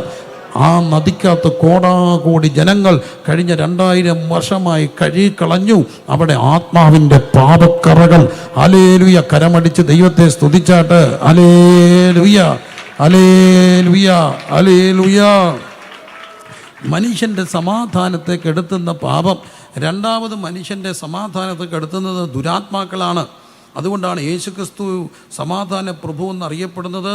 ദുരാത്മാക്കളെ ശാസിച്ചപ്പോൾ ഒരു മനുഷ്യൻ വന്ന് പറയുന്നു, എൻ്റെ കുഞ്ഞിനെ തീയിലും വെള്ളത്തിലും തള്ളിയിടുന്നു, നൊരച്ച് പതപ്പിക്കുന്നു. രോഗം വരുമ്പോൾ അതിനെ ഒരപ്പനെ പറയുക, ഒരു കുഞ്ഞിങ്ങനെ തീയിലും വെള്ളത്തിലും വീണ് നൊരച്ച് പതയുമ്പോൾ അപ്പൻ എന്തോ ഉണ്ടോ? സമാധാനമുണ്ടോ? ഇല്ല. യേശു അവൻ്റെ ആ രോഗാത്മാവിനെ എന്തു ചെയ്തു? ശാസിച്ചു. എൻ്റെ കർത്താവിൻ്റെ ഒരു പ്രത്യേകത, മനുഷ്യൻ്റെ സമാധാനം കെടുത്തുന്ന സകല മേഖലയിൽ ഇടപെടും. അടുത്തൊരു സമാധാനം കളയുന്നതാണ് രോഗം. കർത്താവ് ചെയ്ത പല അത്ഭുതങ്ങളിൽ ഏറ്റവും പ്രധാനം രോഗങ്ങൾക്ക് രോഗശാന്തി കൊടുക്കുകയായിരുന്നു, സൗഖ്യം വരുത്തുകയായിരുന്നു. പ്രിയരെ, കരമടയ്ക്കാൻ കാശില്ലെന്ന് പറഞ്ഞവർക്ക്, വിശന്ന് വലഞ്ഞിരുന്ന ജനങ്ങൾക്ക് അപ്പം വർദ്ധിപ്പിച്ചു കൊടുക്കുകയായിരുന്നു. എൻ്റെ കർത്താവിൻ്റെ സന്നിധി വന്നാൽ നമ്മുടെ സമാധാനം കെടുത്തുന്ന സകല വിഷയങ്ങളും കർത്താവിൻ്റെ കരം സമാധാന പ്രഭുവായിട്ട് വെളിപ്പെടും. പരീക്ഷ നടക്കുക, സൺഡേ സ്കൂളിൻ്റെയാ. ഞങ്ങളുടെ ഒരു കൊച്ചു മിടുക്കനാ. മൂത്ത കൊച്ചുങ്ങൾക്ക് എഴുത്ത് പരീക്ഷ. കൊച്ചുങ്ങൾക്ക് എന്താ ചോദിച്ചു. ഞങ്ങളുടെ സഭയില കൊച്ചിനോട് ചോദിച്ചു, മോനെ ഈ ലാസറിൻ്റെ വീട്ടിൽ വന്നിട്ട് യേശു എന്തോ ചെയ്തെന്ന് ചോദിച്ചു. അവൻ കുറേ നേരം നോക്കി നിന്നിട്ടൊരു ഉത്തരം പറഞ്ഞു, എന്തോ ചെയ്തെന്നോ. എന്നിട്ട് ഈ കൊച്ചു മിടുക്കനൊരു ഉത്തരം ഞങ്ങളുടെ സൺഡേ സ്കൂളിൽ പറഞ്ഞു, കയറി അങ്ങ് ഇടപെട്ടില്ലേന്ന് ചോദിച്ചു. ആര്? യേശു. സത്യമാണ്. അവൻ്റെ ഉത്തരം ഇതായിരുന്നു. ലാസറിൻ്റെ വീട്ടിൽ ചെന്നിട്ട് എന്തോ ചെയ്ത് അങ്ങ് കയറി ഇടപെട്ടെന്ന് അവന് മാർക്ക് കൊടുത്തു. അതല്ലേ എൻ്റെ സത്യം. ദൈവം നമ്മുടെ ജീവിതത്തിൻ്റെ സമാധാനം കെടുത്തുന്ന സകല പ്രശ്നങ്ങളിലും കയറി ഇടപെടും. ഒന്ന് അനുവദിച്ചാൽ മതി. യേശുവിനെ പാപക്കറകൾ കഴുകിക്കളയാൻ അവിടുത്തെ അനുവദിച്ചാൽ, അവിടുത്തെ സന്നിധിയിലേക്ക് വന്നാൽ ഒരിക്കലും തള്ളിക്കളയാതെ നമ്മുടെ ജീവിതത്തിൻ്റെ സമാധാനം കെടുത്തുന്ന സകല മേഖലകളിലും ഇടപെടുന്ന ദൈവസാന്നിധ്യം അനുഭവിക്കാൻ കഴിയും. കരമടിച്ച് സ്തുതിച്ചേ. ഈ രാത്രി സമാധാനം, ലോകത്തിനില്ലാത്ത സമാധാനം. യേശു പറഞ്ഞു, എൻ്റെ സമാധാനം ഞാൻ നിങ്ങൾക്ക് തരുന്നു. അതാര് തരുന്ന പോലല്ല, ലോകം തരുന്ന പോലല്ല. ആണോ? ജീവിതത്തിൻ്റെ നിർണായ മേഖലകൾ ഇങ്ങനെ ശാന്തമായി നിൽക്കാൻ ഒറ്റ കാര്യം കൊണ്ട് കഴിയും. യേശു ഉള്ളത് കൊണ്ട് കഴിയും. യേശു ഉള്ളത് ദൈവത്തെ ഒന്ന് സ്തുതിച്ചാട്ട്. പ്രിയരെ, വലിയ പ്രതിസന്ധികളിൽ 1 ലക്ഷം രൂപ എൻ്റെ ഓർമ്മയിൽ വെറും 1.5 ലക്ഷം രൂപയിൽ താഴെ കടമുള്ള ഒരു അച്ചായൻ രാത്രി കടുങ്കാപ്പി കുടിച്ചുകൊണ്ടിരിക്കുക വീടിൻ്റെ ഉമ്മറത്ത് തിണ്ണയ്ക്ക്. അമ്മാമ്മ വന്ന് പറഞ്ഞു, കയറി കിടക്ക. ഇല്ലടി, നീ ഒരു ഇച്ചിരി കടുങ്കാപ്പിയുടെ അനത്തി വെച്ചേര്. കടുങ്കാപ്പി കുടിച്ച് ഇങ്ങനെ ഇരുന്നു, കൊച്ചു പീടിയും വലിച്ച്. അവരെല്ലാം അകത്ത് കയറി കിടന്നു. അച്ഛൻ അങ്ങനെ ഇച്ചിരി കഴിയുമ്പം കയറി കിടന്നോളും. രാവിലെ എഴുന്നേറ്റപ്പം കട്ടിലേലില്ല, ഉമ്മറത്തുമില്ല. തപ്പിച്ചെന്നപ്പോൾ അടുത്ത പറങ്കാവയെ തെങ്ങി കിടപ്പുണ്ട്. കടം 1.5 ലക്ഷം. ആരാണ്ട് വിളിച്ചൊന്നും പറഞ്ഞതാ. മക്കൾ കരയുന്ന കേട്ടു. വീട്ടിൽ നിൽക്കുന്ന മരം വെട്ടി വിറ്റ 10 ലക്ഷത്തിൻ്റെ മരം നിപ്പുണ്ട്. അതിൻ്റെ കൂടുതൽ സാധന സാമഗ്രി കിടപ്പുണ്ട്. എന്തുകൊണ്ടാണ് ഈ മനുഷ്യൻ തൂങ്ങിച്ചെത്തത്? ഒറ്റ രാത്രിയിലെ ഒറ്റ ചോദ്യം തൂങ്ങിക്കൊന്നു. എന്നാൽ കോടിക്കണക്കിന് രൂപ കടമുള്ളവർ ഇന്നും മരിക്കാതെ നിൽക്കുന്നത് അവർക്ക് അഭിമാനമില്ലാഞ്ഞിട്ടല്ല, അകത്തൊരു സമാധാനമുണ്ട്. എന്താ സമാധാനം? ഈ കാലം കഴിഞ്ഞു പോകും. ഹല്ലേലൂയ. നീ ഒഴുകിപ്പോയ വെള്ളം പോലെ ഇന്നിനെ ഓർക്കുമാറാക്കും. നിന്റെ മുൽക്കാലത്തേക്കാൾ നിന്റെ ശേഷമുള്ള കാലത്തെ അനുഗ്രഹിക്കുന്ന മാറ്റമില്ലാത്ത ദൈവമുണ്ടെന്നുള്ളൊരു സമാധാനം ഉള്ളത് കൊണ്ടാണ്. സമാധാനം ഉള്ളത് കൊണ്ട്, പ്രശ്നങ്ങളില്ലാത്തത് കൊണ്ടല്ല നമുക്ക് ഭ്രാന്ത് പിടിക്കാത്തത്, പ്രശ്നങ്ങളില്ലാത്തത് കൊണ്ടല്ല ആത്മഹത്യ ചെയ്യാത്തത്. ഒറ്റ കാര്യം ഉള്ളത് കൊണ്ടാണ്, യേശു ഉള്ളത് കൊണ്ടാണ്. യേശു കരമടിച്ച് സ്തുതിച്ച്, യേശു ഉണ്ടോ സമാധാനം, യേശു ഉണ്ടോ. പ്രശ്നങ്ങളുണ്ട്, പക്ഷെ പ്രശ്നങ്ങൾക്ക് അതീതമായ ഒരു സമാധാനം. വലിയ പ്രതിസന്ധികളിൽ ചിരിച്ചുകൊണ്ട് നിൽക്കുന്നവരെ ഞാൻ കണ്ടിട്ടുണ്ട്. ഒറ്റ കാര്യമാണ്, ആരുണ്ട്? യേശു ഉണ്ട്. അങ്ങനെ വേണം പറയണം, ആരുണ്ട്? യേശു ഉണ്ട്. തിരുവനന്തപുരത്ത് എളിയവൻ ശുശ്രൂഷയ്ക്കായി പോകുന്നു. ഞാനിങ്ങനെ പറഞ്ഞ് പോകുന്ന സമയം പോകുന്ന അറിയത്തില്ല, എൻ്റെ ഒരു ബലഹീനതയാണ്.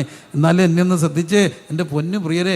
ഞാൻ തിരുവനന്തപുരത്തൊരു കല്യാണത്തിന് യോഗത്തിന് പ്രസംഗിക്കാൻ ചെന്നു. അപ്പോൾ അവിടുത്തെ പാഷണ്ട് പറഞ്ഞു, ഒരു ചെറുക്കന് പെണ്ണുംകുട്ടിക്ക് ഒരു ചെറുക്കൻ നമ്മുടെ നാട്ടിൽ നിന്ന് വന്നിട്ടുണ്ട്, കോട്ടയത്തു നിന്ന് അപ്പുറത്തുനിന്ന്. അപ്പോൾ പാഷൂടെ വരണം, ഒന്ന് സംസാരിക്കണം, അവർക്ക് ആരും ഇല്ല, നമ്മളേ ഉള്ളൂ. ചെന്നു, പെണ്ണ് കണ്ടു, ഇറങ്ങിയപ്പം സ്വാഭാവികം അവർ ചോദിച്ചു എന്തെങ്ങനെയൊക്കെയാണ് കാര്യങ്ങൾ. അവനും പറഞ്ഞു, വീട്ടിൽ ഞങ്ങളുടെ സ്ഥലം ഇന്നിടത്താണ്, അവിടെ ഒരു സെൻറ്റിന് ഇത്ര രൂപ, ലക്ഷങ്ങൾ വിലയുണ്ട്, പക്ഷേ ഞങ്ങൾ ഇത്രയും പേരൊക്കെ ഉണ്ട്, വീട്ടിൽ 5-6 പേരുണ്ട്, അതുകൊണ്ട് ചേട്ടന് ആർക്കെങ്കിലും ഒരാൾക്ക് അതും കൊടുക്കണം, എല്ലാവരും കൂടെ എന്തോ ചെയ്യാനാ. എന്നിട്ട് ഞാൻ എന്തോ ചെയ്യാനാ, ഞാൻ രാവിലെ മാർക്കറ്റ് ബന്ധല്ലെങ്കിൽ 1500-2000 രൂപയുടെ ചുമടെടുക്കും. യൂണിയൻ തൊഴിലാളിയാണ്, നല്ല ഉശിരാ. അപ്പം ഇനി ചുമടില്ലെങ്കിൽ എനിക്കൊരു ഓട്ടോ ഉണ്ട്, സന്ധ്യ കഴിയുമ്പോൾ ഞാൻ സമയം കിട്ടുമ്പോൾ ലോഡില്ലെങ്കിൽ ഓട്ടോയുമായിട്ട് എങ്ങനായാലും 1500 രൂപ ഉണ്ടാവും. ദൈവം തന്നിട്ടുണ്ട്, പണിയെടുക്കാനുള്ള ആരോഗ്യമുണ്ട്. പിന്നെ ഇതൊന്നും ഇല്ലെങ്കിലും എനിക്ക് യേശു ഉണ്ട്. പെണ്ണെ തരുന്നെന്ന് ചോദിച്ചു. ഒന്നുമില്ല, ആരോഗ്യമുണ്ട്, പണിയെടുത്താൽ ഇത്രയും രൂപ കിട്ടും, യേശു ഉണ്ട്. വരുന്ന പെണ്ണിനെ അതും അതേ ഉള്ളൂ. ഞാൻ പറഞ്ഞു, കൊടുക്കുകയാണെങ്കിൽ ഇവന് കൊടുക്കുക, കാരണം അവന് ഒന്നും ഇല്ലെങ്കിൽ ആരുണ്ട്? യേശു ഉണ്ടോ? എല്ലാം ഉണ്ട്. ഇന്ന് രാത്രി എൻ്റെ പ്രിയരെ എല്ലാം ഉണ്ടായിട്ട് ഉറങ്ങാൻ കഴിയാത്തോട്ട് പറയട്ടെ, ഒന്നുമില്ലെങ്കിലും പായ കിടന്നാലും ഉറങ്ങുന്ന ഒറ്റ കാര്യം കൊണ്ടാ, ഞാനോ സമാധാനത്തോടെ കിടന്നുറങ്ങും. നീയല്ലോ യഹോവേ എന്നെ നിർഭയം വസിക്കുമാറാക്കി. ഇത് പറഞ്ഞുകൊണ്ടിരിക്കുമ്പോൾ ചില ഭയത്തിൻ്റെ ദുഷ്ടാത്മാവ് യേശുവിൻ്റെ നാമത്തിൽ വിട്ടുപോകട്ടെ. ദിവസങ്ങളായി ഉറക്കത്തെ അസ്വസ്ഥപ്പെടുന്ന ദുഷ്ടശക്തി യേശുവിൻ്റെ നാമത്തിൽ വിട്ടുപോകട്ടെ. ചില ഭയത്തിൻ്റെ ആ ആങ്സൈറ്റി, ആകുലത ഈ രാത്രി വിട്ടുപോകുക. വിഷാദത്തിലേക്ക് നയിക്കാൻ സാധ്യതയുള്ള ആ ഭയത്തിൻ്റെ മേഖലയെ ഈ രാത്രി ദൈവിക സമാധാനം എവിടൊക്കെ വ്യാപരിക്കും. നിങ്ങളുടെ നിലവുകളെ, നിങ്ങളുടെ ആത്മാവിനെ, നിങ്ങളുടെ ശരീരത്തെ, ദേഹികളിലേക്ക് ദൈവാത്മാവിൻ്റെ സമാധാനം ഇന്ന് രാത്രി വ്യാപരിക്കട്ടെ. കരമുയർത്തി സ്തുതിച്ച് പ്രാർത്ഥിച്ച് ഈ അന്തരീക്ഷത്തിൽ അത് അലയടിക്കട്ടെ. ചിലരുടെ ജീവിതത്തിൻ്റെ പ്രതിസന്ധികളിൽ അസ്വസ്ഥതകൾ, ഭയങ്ങൾ, ആകുലതകൾ, നാളെ എല്ലാവരും പറഞ്ഞ് യേശു ഉണ്ടെന്ന് പറഞ്ഞ്, യേശു ഉണ്ട്. അടുത്തിരിക്കുന്ന ആളുടെ കരം പിടിച്ച് ധൈര്യമായിട്ട് പറ, ലൈവിലിരിക്കുന്നവരും പറ, ഒന്നുമില്ലെങ്കിൽ എനിക്ക് ആരുണ്ട്? യേശു ഉണ്ട്. പ്രിയരെ, കടമുണ്ടോ? സാരമില്ല, യേശു ഉണ്ട്. ഹല്ലേലൂയ. പിള്ളേരങ്ങ് എത്തിയിട്ടില്ല അല്ലേ? പേടിക്കണ്ട, ആരുണ്ട്? യേശു ഉണ്ട്. Hallelujah, hallelujah. ചിലരുടെ ധാരണയുണ്ട്, ഞാനങ്ങ് ചത്തുപോയ ഇവരെന്തോ ചെയ്യുമെന്ന്. ഞാനും പേടിച്ചിട്ടുണ്ട്. പക്ഷെ ഞാൻ ഈ ചത്തുപോയ അച്ഛന്മാരെ എല്ലാം നോക്കി. അമ്മാമ്മ അതോടുകൂടി ആക്റ്റീവായി. പുള്ളിക്കാരത്തിൽ ലൈസൻസ് മേടിച്ചു, മുടിയൊക്കെ സ്ട്രെയിറ്റ് ചെയ്തു. ഞാൻ നോക്കിയപ്പോൾ നല്ല ജീൻസൊക്കെ ഇട്ട് ആക്റ്റീവായൊക്കെ ഓടിച്ച് മാരുതിയിലൊക്കെ പോകുന്നു. അച്ചായൻ പോയത് കൊണ്ട് ഒന്നും പോയില്ല. അച്ചായൻ്റെ ദൈവം നമ്മുടെ ദൈവമല്ലേ. ഇവർക്കൊരു അതിജീവന ശക്തി ദൈവം കൊടുക്കും. നമ്മൾ സത്യത്തിൽ ഇതിനകത്ത് അസ്വസ്ഥപ്പെടുന്നത് നമ്മൾ കാണാൻ ആഗ്രഹിച്ച ഒരു കാര്യമുണ്ട്, അവർ തളർന്ന് കിടക്കുന്നത്. അതല്ല ദൈവം ചെയ്തത്. ദൈവം ഒരു സമാധാനം കൊടുത്തു. ഞാനുണ്ടല്ലോ. അതുകൊണ്ടാണ് ഇയ്യോബ് പറയുന്നത്, എന്നെ വീണ്ടെടുക്കുന്നവൻ ജീവിച്ചിരിക്കുന്നു, ഞാൻ അവനെ കാണും, അന്യനല്ല, സ്വന്തം കണ്ണുകൊണ്ട് ഞാൻ എന്നെ കാണും. 73-ാം സങ്കീർത്തനമൊക്കെ പറയുന്നു, ഞാൻ ഇടപെടാതെ ബാധിതനായിരുന്നു, ഞാൻ പൊട്ടനെ പോലെ അവിടെ ചെന്നപ്പോൾ ഒരു കാര്യം കണ്ടു, നീ എന്നെ വലം കൈക്ക് പിടിച്ചിരിക്കുന്നു. പിന്നത്തേതിൽ എന്നെ മഹത്വത്തിൽ കരമടിച്ച് സ്തുതിച്ച് ഈ രാത്രി ഭയങ്കര ഒരു സമാധാനം. ലോകം എൻ്റെ സമാധാനം ഞാൻ നിനക്ക് തരുന്നു, അത് ലോകം തരുന്നത് പോലെയല്ല. യേശുവിൻ്റെ നാമത്തിൽ അസ്വസ്ഥതകളെ നുള്ളിയെടുത്ത് കളയുന്ന ഒരു പരിശുദ്ധാത്മ ശക്തി ഈ അന്തരീക്ഷത്തിൽ വ്യാപരിക്കുന്നുണ്ട്. കരമടിച്ച് എല്ലാവരും സ്തുതിച്ച് അല്പസമയം സ്വീകരിച്ച്, ലൈവിൽ ആരെങ്കിലും ഒക്കെ ഞങ്ങളെ കാണുന്നുണ്ടെങ്കിൽ ഇന്ന് രാത്രി എനിക്ക് നിങ്ങളെ കാണത്തില്ല എന്ന നിങ്ങളുടെ മാനസികാവസ്ഥ കാണുന്നു. അപ്പം തന്നെ പരിശുദ്ധാത്മാവ് എനിക്ക് ഒരു വലിയ ആത്മനിയോഗം തരുന്നു. ആ രാത്രിയിൽ ഉറങ്ങാൻ കഴിയാതെ ദുസ്വപ്നങ്ങൾ കണ്ട് ഞെട്ടി ഉണരുന്നവർ ഇന്ന് രാത്രി സുഖപ്പെടട്ടെ. ഉറക്കത്തെ കെടുത്തുന്ന അസ്വസ്ഥതകൾ, ചിന്തകൾ, ഭാരങ്ങൾ, ആത്മഹത്യ ഹത്യ പോലെയുള്ള ചിന്തകൾ യേശുവിൻ്റെ നാമത്തിൽ വിട്ടുപോകട്ടെ. ഹല്ലേലൂയ. ഭയങ്കര സമാധാനം ഈ രാത്രി ജനത്തിനുമേ വ്യാപരിക്കട്ടെ. എല്ലാവരും സ്തുതിച്ച് ആരാധിച്ച് അല്പസമയം ശക്തമായി പരസ്യ സ്ഥലത്തിൽ ഇരുന്നുകൊണ്ട് ഇന്നും ലഭിച്ച സ്വാതന്ത്ര്യത്തിൽ ഈ ഇമ്മാനുവേൽ ഗ്രൗണ്ടിൽ അർത്ഥം ദൈവം നമ്മോട് കൂടെ. ഹല്ലേലൂയ. റഗന റിഗന രബന ഹദന റിഗല രഗജ രഗന ശഗന റിഗന. ഹല്ലേലൂയ. ഓരോ വ്യക്തികളിലേക്ക്, ശരീരാത്മ ദേഹികളിലേക്ക്, കുടുംബത്തിനകത്തേക്ക് ഒരു കാരണവുമില്ലാതെ ഉണ്ടാകുന്ന അസ്വസ്ഥതകളിലൂടെ സമാധാനം കെടുത്തുന്ന ദുഷ്ട അരൂപി ശക്തികൾ യേശുവിൻ നാമത്തിൽ ആ കുടുംബതലം വിട്ടുപോകട്ടെ. ആ ബെഡ്റൂമിനകത്ത്, ആ കുടുംബത്തിനകത്ത് ഒരു കാര്യമില്ലാതെ ഒന്നിനു പുറകെ ഒന്നായി പലരെ തമ്മിൽ ഒരു കാര്യമില്ലാതെ ശണ്ടയിടിപ്പിച്ച് വാക്കുതർക്കം ഉണ്ടാക്കി ഓരോ ദിവസത്തെ സമാധാനത്തെ കെടുത്തുന്ന, അറത്ത് മുട്ടിച്ച് മോട്ടിക്കുന്ന ദുഷ്ടശക്തികൾ കുടുംബാന്തരീക്ഷത്തിൽ നിന്ന് വിട്ടുപോയിട്ട് ജീവൻ തരാനും സമൃദ്ധിയായി തരുവാനും ഞാൻ വന്നു എന്ന് പറഞ്ഞ് യേശുവിനോടുള്ള സമാധാനം കുടുംബ മേഖലകളിലേക്ക് നഗതന. എക്സാമിൻ്റെ സമയം വല്ലാത്ത വെപ്രാളം പിടിപ്പിച്ച് പഠിച്ചതെല്ലാം മറപ്പിച്ച് സമാധാനം കെടുത്തുന്ന അനുഭവങ്ങൾ മാറിയിട്ട് എൻ്റെ സമാധാനം കുഞ്ഞേ, എൻ്റെ സമാധാനം ഞാൻ നിനക്ക് തരുന്നു വചനം പറഞ്ഞ് ഇന്ന് രാത്രി ആ സമാധാനത്തെ സ്വീകരിച്ച് എൻ്റെ യേശു ആരാന്നറിയാമോ? സമാധാന പ്രഭുവാ. സമാധാന പ്രഭു. ഇന്നലെയും ഇന്നും എന്നേക്കും അനന്യനായ ദൈവം. ഹല്ലേലൂയ. ഹല്ലേലൂയ. പിതാവാം ദൈവത്തെങ്കിൽ നിന്നും കർത്താവായ യേശുവിങ്കിൽ നിന്ന് നിങ്ങൾക്ക് എന്തുണ്ടാകട്ടെ? കൃപയും സമാധാനം ഉണ്ടാകട്ടെ. വാക്കെല്ലാവരും ഒന്ന് ചേർന്ന് പറഞ്ഞേ, കൃപയും സമാധാനം ഉണ്ടാകട്ടെ. ഞാൻ പെട്ടെന്ന് അവസാനിപ്പിക്കാം. 4-ാം വാക്യം. കർത്താവായ യേശുവിനോടും സകല വിശുദ്ധന്മാരോടും നിനക്കുള്ള സ്നേഹത്തെയും വിശ്വാസത്തെയും കുറിച്ച് ഞാൻ കേട്ടിട്ട് നമ്മിലുള്ള എല്ലാ നന്മയുടെയും പരിജ്ഞാനത്താൽ നിൻ്റെ വിശ്വാസത്തിൻ്റെ കൂട്ടായ്മ ക്രിസ്തുവിനായി സഫലമാകേണ്ടതിന് എൻ്റെ പ്രാർത്ഥനയിൽ നിന്നെ ഓർത്ത് എപ്പോഴും എൻ്റെ ദൈവത്തിന് എന്ത് ചെയ്യുന്നു? സ്തോത്രം ചെയ്യുന്നു. പ്രിയരെ, 2-ാമത്തെ തലം 4-ാം വാക്യമാണ്. കർത്താവായ യേശുവിനോടും സകല വിശുദ്ധന്മാരോടും നിനക്കുള്ള സ്നേഹം. എല്ലാവരും ഒന്ന് പറഞ്ഞ്, യേശുവിനോട് സ്നേഹം, വിശുദ്ധന്മാരോട് സ്നേഹം. യേശുവിനോട് സ്നേഹം, വിശുദ്ധന്മാരോട് സ്നേഹം. ഈ കുരിശിന് 2 തലങ്ങളാണ്. നമ്മുടെ ചിഹ്നം കുരിശല്ലേ? നമ്മൾ കാൽവറി കുന്നിലല്ലേ നമുക്ക് വേണ്ടി ആ ദീപം കത്തിച്ചത്? കുരിശെന്താ? ഒന്ന് നെടിയ തലമ, കർത്താവിനോട് സ്നേഹം. 2 വിരിക്കപ്പെട്ട ഈ തലങ്ങൾ എന്താ? അത് കാണിക്കുക മനുഷ്യരോടുള്ള സ്നേഹം. അപ്പം ക്രിസ്തുവിനുള്ള സമാധാനം ലഭിച്ചു കഴിഞ്ഞാൽ 2 കാര്യങ്ങൾ വർദ്ധിക്കും. ഒന്ന് യേശുവിനോടുള്ള സ്നേഹം, 2 മനുഷ്യരോടുള്ള സ്നേഹം. എല്ലാവരും പറഞ്ഞേ, യേശുവിനോട് സ്നേഹം, മനുഷ്യരോട് സ്നേഹം. എന്നാൽ എനിക്ക് ഭയങ്കര സങ്കടം തോന്നാറുണ്ട്. നല്ല കൂളായിട്ടൊക്കെ നടന്ന പിള്ളേരൊക്കെ ഇച്ചിരി കൃപയും വരവും 2 പോസ്റ്ററി പേരും ഒരു കൺവെൻഷനൊക്കെ പിന്നെ മിണ്ടത്തില്ല. എന്തുകൊണ്ട്? Praise the Lord. ഇവർക്ക് മിണ്ടാനൊക്കെ പാടാ. എൻ്റെ ഒരു സുഹൃത്ത്, കഥയല്ല നടന്ന കാര്യം, ഒരു ബാങ്കിൽ ചെന്ന് ബാങ്ക് മാനേജർ വലിയൊരു പട്ടനാ, ഇവൻ്റെ സുഹൃത്താ, എൻ്റെ കൂട്ടുകാരൻ്റെ സുഹൃത്താ. അപ്പോൾ അവിടെ ഒരു വലിയ പാസ്റ്റാച്ചായം വന്നു, ബ്രീഫ് കേസൊക്കെ ആയിട്ട്. അതിനകത്ത് മുഴുവൻ ചെക്കും ഡോളറും ഒക്കെ എല്ലാം സബ്മിറ്റ് ചെയ്യാനൊക്കെ വന്നതാണ്. അപ്പോൾ ഈ പട്ടന് മാനേജർ ഇവനോട് പറഞ്ഞേടാ, നിങ്ങളുടെ കൂട്ടത്തിലുള്ള വലിയൊരു ഭാഷ ചെന്നൊന്ന് പരിചയപ്പെടാൻ പറഞ്ഞു. ഇവൻ ഈ കൗൺസിലിംഗ് ചെയ്താണ്, രസികനായൊരു സുഹൃത്താ. പുള്ളി അടുത്ത് എന്നിട്ട് പറഞ്ഞു, ദൈവദാസനെ പ്രൈസ് ദി ലോർഡ്. അദ്ദേഹം 2 മിനിറ്റ് കഴിഞ്ഞാൽ വരത്തുള്ളല്ലോ ഈ വാക്ക്. കുറച്ച് കഴിഞ്ഞപ്പം പറഞ്ഞു പ്രൈസ് ദി ലോർഡ്. അപ്പോൾ ഇവൻ പറഞ്ഞു, അച്ഛാ ഈ ഒറിജിനൽ സൗണ്ടിൽ ഒരു പ്രൈസിലോട് പറയാൻ ചോദിച്ചു. ഓർക്കാപ്പുറത്തല്ലേ? പുള്ളി പറഞ്ഞു പ്രൈസ് ദി ലോർഡ്. എന്തിനാ ഇങ്ങനെ സൗണ്ട് മാറ്റുന്നത്? എന്തിനാ? ഒറ്റ കാര്യമാണ്, ഈ മനുഷ്യരോട് എന്തില്ല. നമുക്ക് എത്ര ആയുസുണ്ട് ഇതൊക്കെ പറഞ്ഞാലും? 80 വർഷം, 70 ഏറെയായ 80 ആണോ? ആണു. 80 വർഷം ഉണ്ടെങ്കിൽ 29,000 ദിവസമേ ഉള്ളൂ. ഇനി എത്ര ദിവസം ഉണ്ടെന്ന് കൂട്ടിക്കോണം. എങ്ങനെ കൂട്ടാം? ഈസിയാണ്. 80 മൈനസ് നമ്മുടെ പ്രായം ഇൻറ്റു 365. എനിക്ക് വയസ്സ് 52.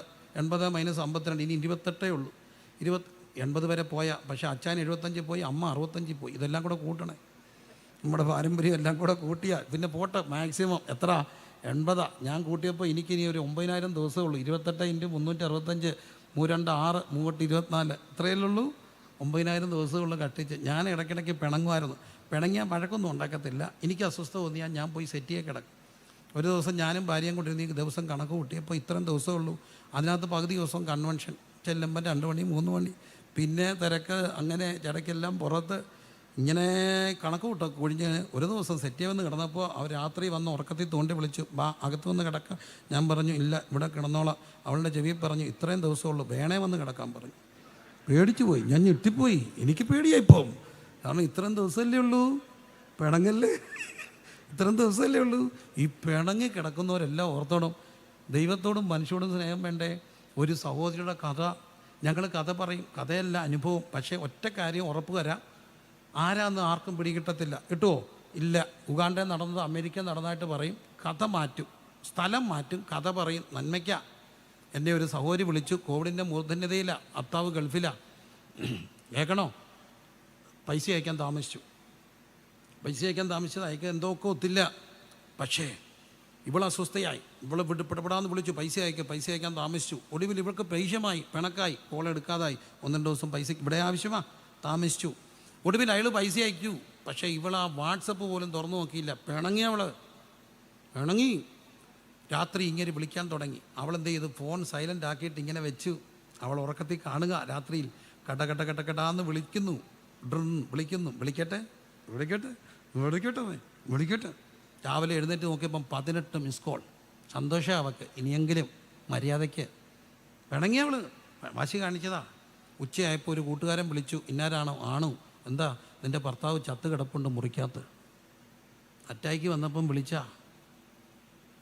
അവൾ ഒറ്റ കാര്യം കൊണ്ട് ചിന്തിച്ചു, എന്നെ വേദനപ്പെടുമ്പോഴല്ലേ വിളിച്ചേ, എടുത്തിരുന്നെങ്കിൽ. ആ ഒറ്റ ചിന്ത ആ പെണ്ണിനെ മാനസികരോഗാശുപത്രിയിലാക്കി.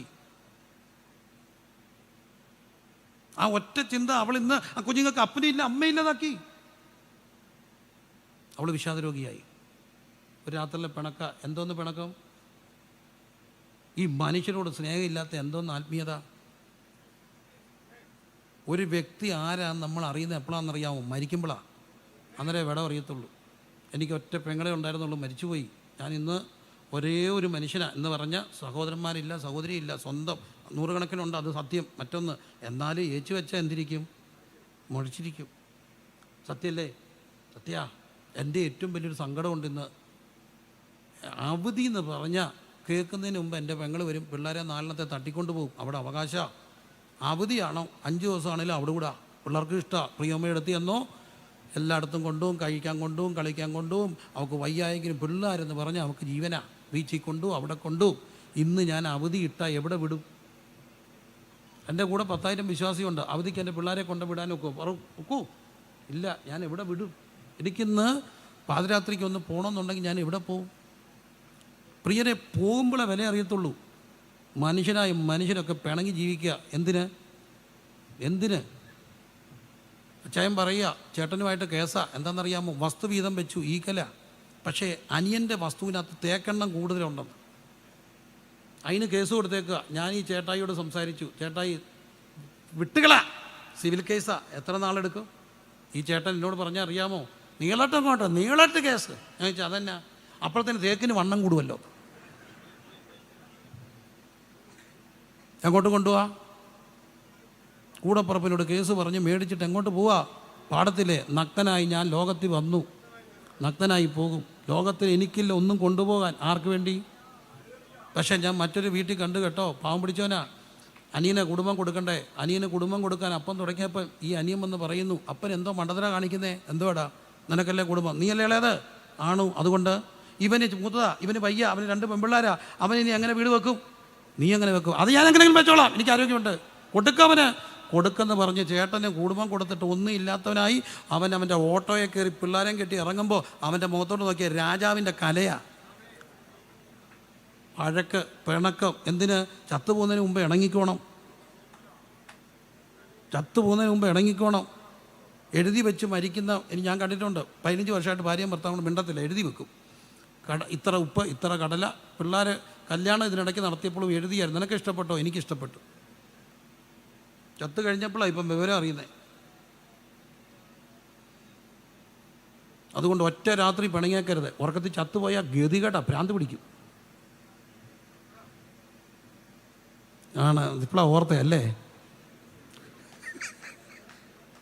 ഉറക്കത്തിൽ ചത്തുപോയാൽ ഗതികേടല്ലേ, പിന്നെ ജീവിച്ചിരുന്നിട്ട് കാര്യം കേട്ടോ.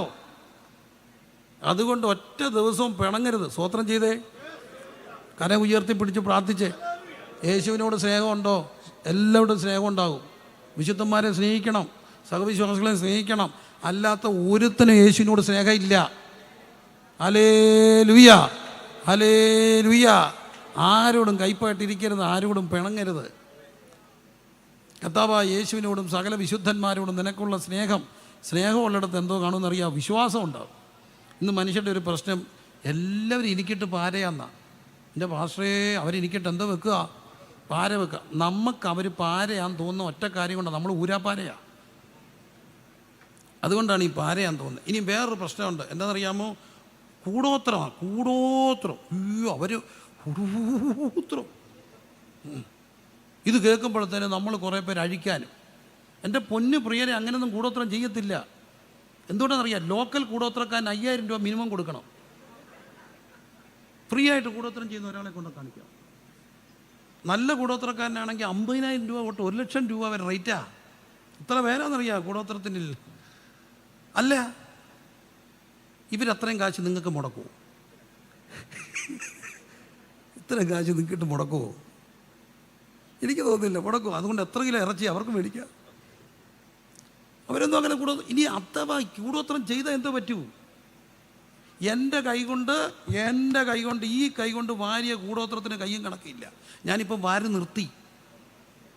കാരണം എന്നോട് എൻ്റെ അപ്പം പറയണം, ഇനി വാരണ്ട. ഞാൻ കുഴിച്ച് എൻ്റെ ഏട്ടപാട് തരും. കുടിക്കുന്നിടത്തുനിന്നെല്ലാം കൂടോത്രമായിരുന്നു. വാരിയിട്ട് എന്തോ പറ്റി? ഒന്നും പറ്റിയില്ല. എന്താ കാര്യം? ഞാൻ അവൻ ഉള്ളം കയ്യിലിരിക്കാൻ, ആരുമില്ല എനിക്ക് ദോഷം ചെയ്യുവാൻ. ഇന്നെനിക്ക് വന്ന് നേരിടുന്ന എല്ലാം തൻ്റെ ഹിതമാണെന്നുള്ള വിശ്വാസം. കരമടിച്ച് സ്തുതിച്ചേ. സ്നേഹമുണ്ടോ? വിശ്വാസം ഉണ്ടാകും. സ്തുതിച്ചേ. കൂടോത്രത്തിലല്ല വിശ്വസിക്കേണ്ടത്, കർത്താവിൽ വിശ്വസിക്കണം.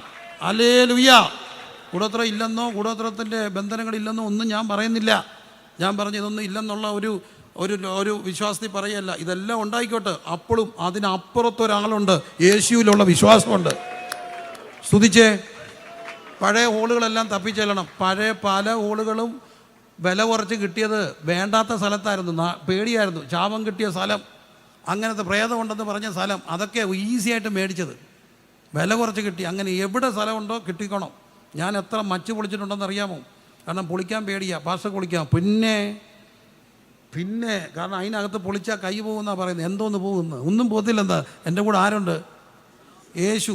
പറഞ്ഞേ, യേശു. മനുഷ്യൻ പലപ്പോഴും പേടിക്കുമ്പോൾ വിശ്വാസം പോവുക. രാത്രി ഇരുന്ന് പ്രാർത്ഥിക്കുക. എൻ്റെ അപ്പം മരിച്ചപ്പോൾ എൻ്റെ അപ്പൻ്റെ കൂട്ടുകാരൻ വന്ന് പറഞ്ഞ് എഴുതിച്ച ഒരു വാക്കുണ്ട്. അദ്ദേഹം സാക്ഷ്യം പറഞ്ഞു. ഇവർ രാത്രി പ്രാർത്ഥിക്കുക. കുറച്ച് പേരുണ്ട്. പ്രാർത്ഥിച്ചുകൊണ്ടിരിക്കുമ്പോൾ ഒരു 2-3 കിലോമീറ്റർ അപ്പുറത്ത് ഒരു വീട്ടിൽ പോകണം. എത്ര മണിക്കാണ്? 2 മണിക്ക്. വണ്ടിയില്ല, നടന്നു പോവുക. 2 പേരും കൂടെ നടന്നു പോയി. ബാക്കിയുള്ള പറഞ്ഞ് പ്രാർത്ഥിച്ചോളാൻ നടന്നു പോയി. റാന്നി വെല്ലുവിളിയുണ്ട്. അവിടെ ചെന്ന് അങ്ങോട്ട് ഇറങ്ങിയപ്പോൾ അദ്ദേഹം സാക്ഷ്യം ഇറങ്ങിയപ്പോൾ ചങ്ങല വലിക്കുന്ന ശബ്ദം. അപ്പോൾ സ്വാഭാവികമായിട്ട് ഓർക്കും, സെമിത്തേരിയിൽ ശബ്ദം കേട്ട ആരാ ആണേ? സെമിത്തേരിയിൽ ആരും എന്ത് ചെയ്യത്തില്ല? മിണ്ടത്തില്ല. മിണ്ടുവോ? അവിടെ ശബ്ദം കേട്ടാലോ? നമ്മുടെ ഒരു സഹോദരൻ ഭയങ്കര വെള്ളമായിരുന്നു, രക്ഷിക്കപ്പെട്ടു. പിന്നെ പിന്മാറിപ്പോയി. അവസാനം കല്ലറയിലായിരുന്നു. പെട്ടെന്നൊരു കാര്യം, കല്ലറയിൽ കിടക്കുക. വെളുപ്പിനെ അതുവഴി ഒരാൾ കയറിപ്പോയി. അപ്പം കല്ലറ ഇരുട്ടല്ലേ, ചെറിയ വെറുക്കുന്നുള്ളൂ. അയാൾ ഈ പോയ ആൾ ചോദിച്ചു, ഒരാൾ അവിടെ ഇരിക്കുന്നു, ആരാ? ഇയാൾ പറഞ്ഞു, അകത്ത് ചൂടായതുകൊണ്ട് ഞാൻ ഒന്ന് പുറത്തോട്ട് ഇറങ്ങിയിരുന്നാന്ന് പറഞ്ഞു.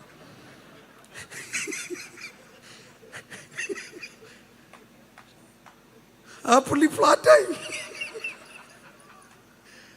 അകത്ത് ചൂടായത്.